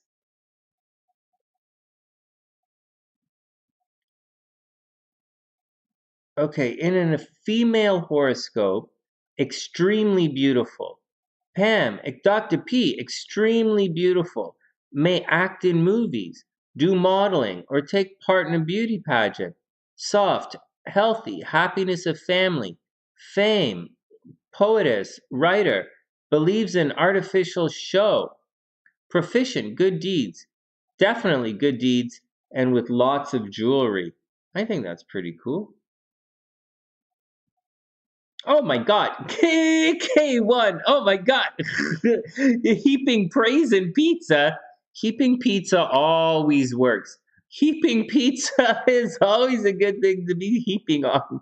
Okay, Mercury is up next. Let's look at Dr. P's Mercury. I'm just reading through it because it's a video, right? And she can always go back and check it out. Okay, now the Mercury is in the first house, but it's right on top of the ascendant, right? So kind of talk about, all right, here we go. Mercury in the first house. Hey, so guys, I'm just taking some time tonight and I'm reading through Dr. P's chart.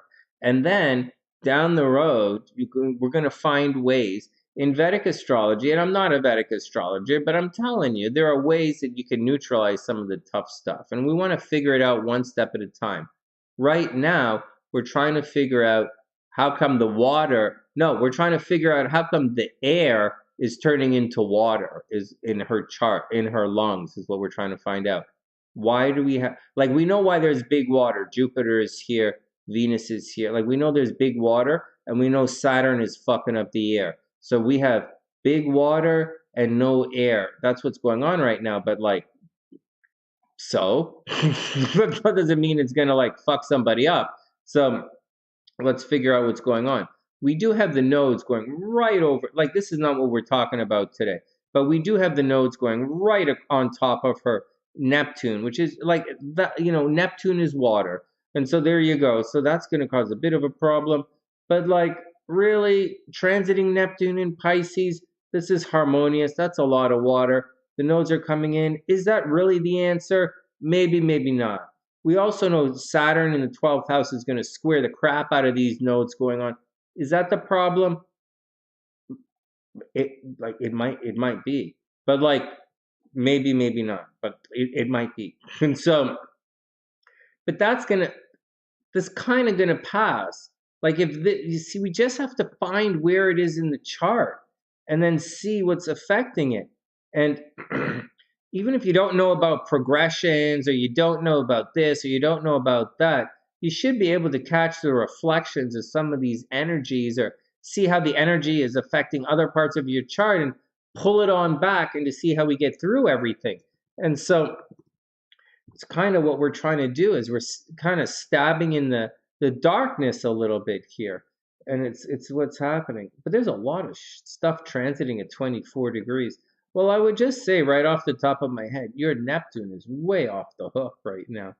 Everything intense is happening at 24 degrees. It's big water, but we're going to be out of it. You're going to be past it soon. Let me keep reading. Let's see what's going on. So Mercury in the first. All right. Mercury, intelligent, follows principles and rules. Well-formed body. That's a nice thing to have. Cheerful, long life. Mathematician, very sweet in conversation. There's a strong possibility you're going to suffer from jaundice, right? Strong possibility. So watch out for yellowness of the eyes. It says Mercury in the first house could have a mole on the body. Watch out for boils. Pilgrimage at 27. Always look young. Oh my God, for those who don't know, Gemini in the first house, or Mercury energy in the first house, is going to make you always look young, right? Letting you guys know that one. Watch out for stomach ailments. Mercury in the first house could lead to stomach ailments. And medicine it says medicine has no effect on it. Where are we in Pisces? Pisces. Okay, so Mercury does not like it in Pisces, by the way. Mercury is like super happy in Virgo, and like doesn't like it in Pisces, right? Pisces is like wants to dream, and Mercury wants to get answers. So just watch out for that. All right. If Mercury is with Saturn, which it's not really, maybe a little bit, it's going to say trouble in the left eye.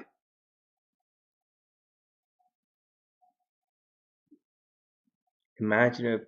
Okay, in a female horoscope, intelligent, lucky, employed in teaching, big, beautiful eyes, prosperous, love of nature, soft spoken, always speaks the truth. Pretty cool. All right, I know, guys, reading all of this drags on. I know. You guys should spending time in my class when I'm reading. You guys could fall asleep. Okay, Jupiter. Excuse me, a little bit more. Jupiter in the fifth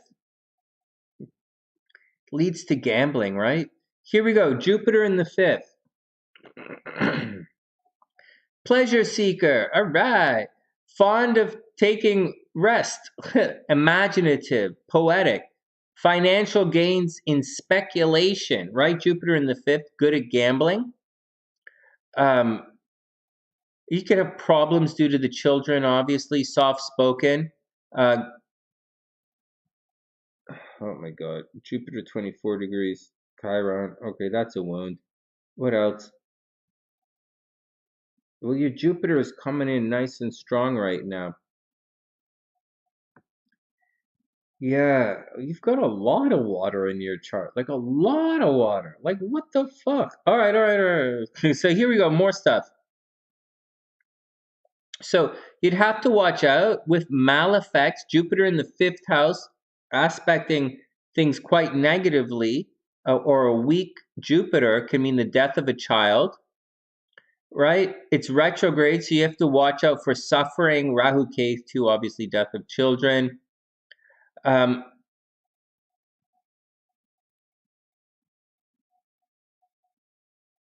Maybe suffering because of children. Oh my God, your daughter? Chaley, I'm not using a book. These are the SunnySide notes that I. No, sorry, Chaley. No, these aren't a book. These are notes that I give out to the class. These are notes that I give out to the class that I've gathered. They're available. You can get them available. Hey, Fairy, what's up? Your daughter had this in her lungs. Oh, that's so fucked up. It kind of makes sense, though. It kind of it makes sense.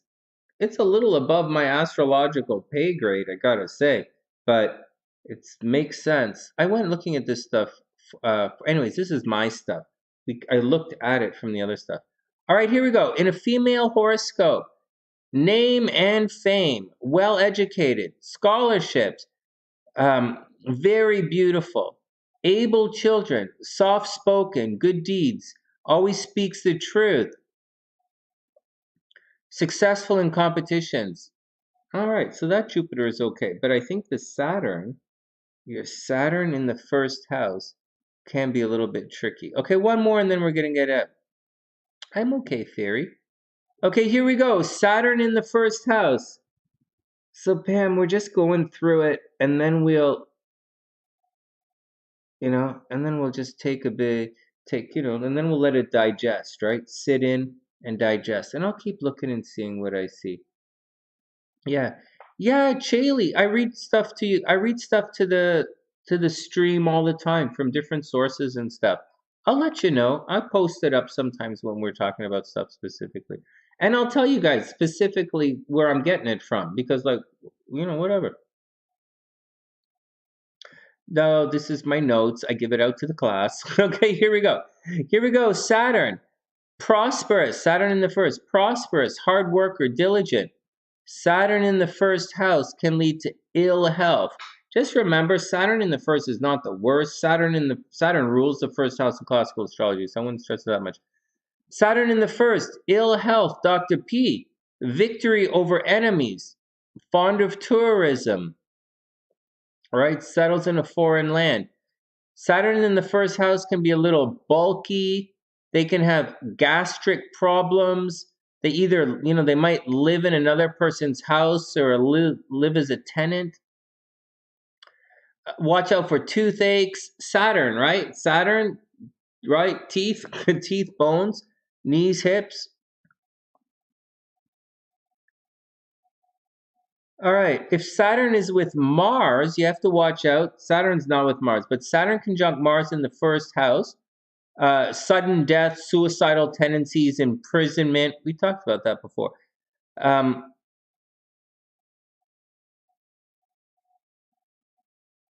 Some people, it's a separation from family. And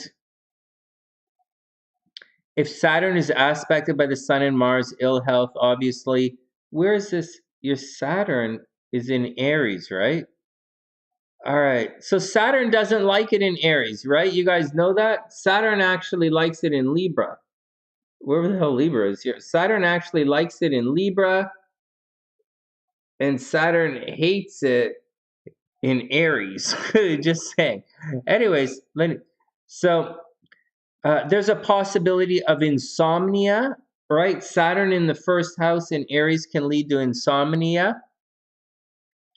What else do you need to know about this? In a female horoscope, it's pretty good. Watch out for injury by iron. I know this is weird. Injury by iron. These guys, Saturn in the first house can have a long life. They tend to have weak eyesight, thick teeth, heavy bones, hard worker, helps others, a little bit bulky sometimes. All right, that's it. That's it. CF, what are you guys talking about? Oh yeah, thanks, Chaley. I am. I'm in the process of writing stuff, but I'm getting sidetracked because there's a lot of stuff. I just want to make my videos. What's happening is it's getting all side. Anyways, let's get back to Dr. P. So that's the deal, Pam.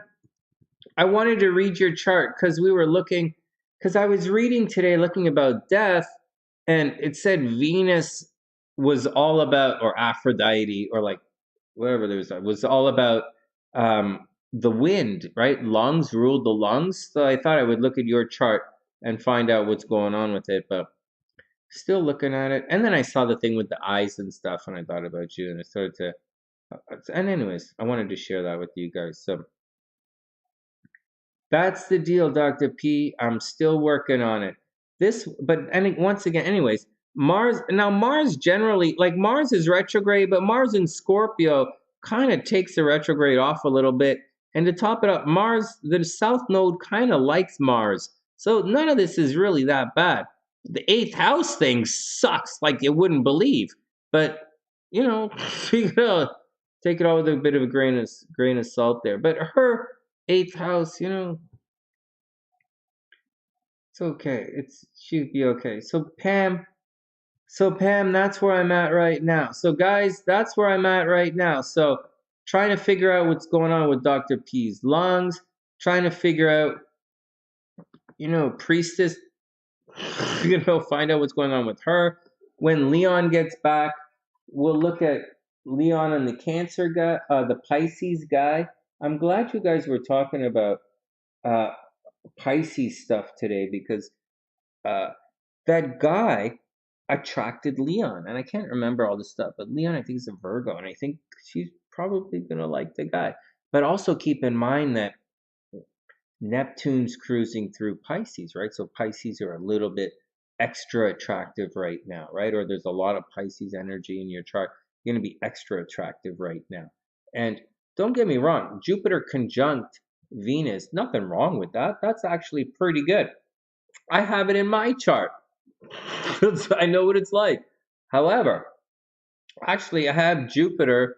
Um, so I have Jupiter, Venus, Jupiter conjunct Venus, 2 degrees apart, and Neptune only a couple of degrees away from all of that. So I really do know what all of this energy feels like because I have it in my chart. It's just not in Pisces, it's in Sagittarius. So I get it. But I'm telling you that having some conjunctions are good. Some energy could be better if it was differently placed, otherwise placed somewhere else. So that's just my 2 cents in that.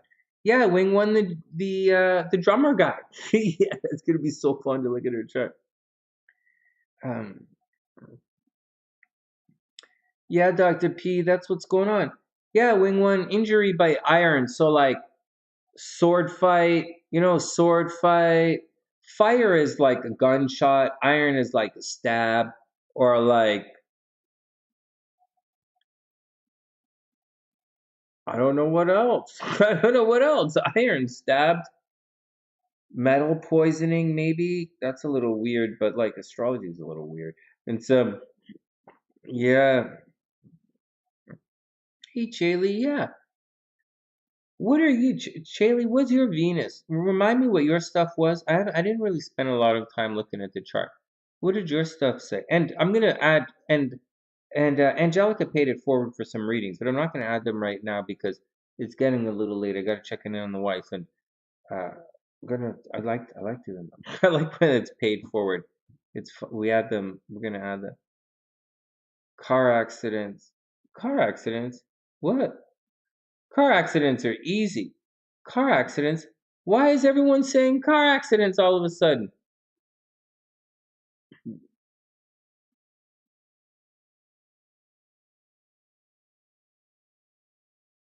Angelica, you okay?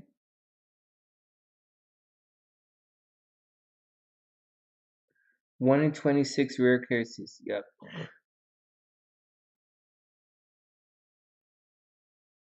Would you guys get into car accidents?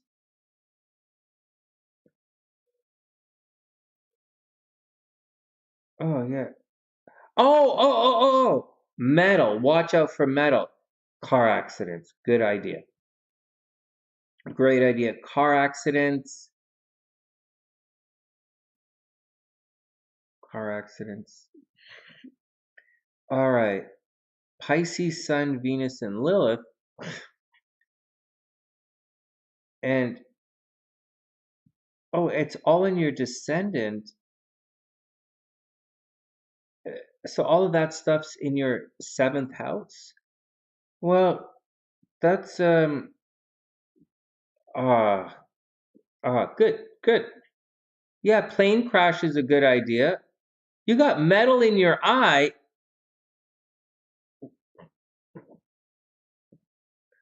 K1 says tire iron to the back of the head. Yes, we would also take to the side of the leg if you were a figure skater.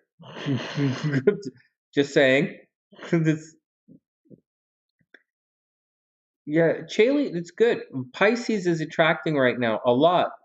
Makes more sense than sword fighting. Oh, fine. For those of you who have no problem with time travel, sure. But for guys like Sunny, who's not so good with today's date, you guys, well, what's wrong with first? You guys encourage Leon to date a drummer. Why would you do that? The second, now you guys are brainstorming different ways to die by iron. What's that? You're gonna go. What the wrong with everybody? All right, I know I'm a bum. I'm a downer. All right, Sonny, why are you such a downer?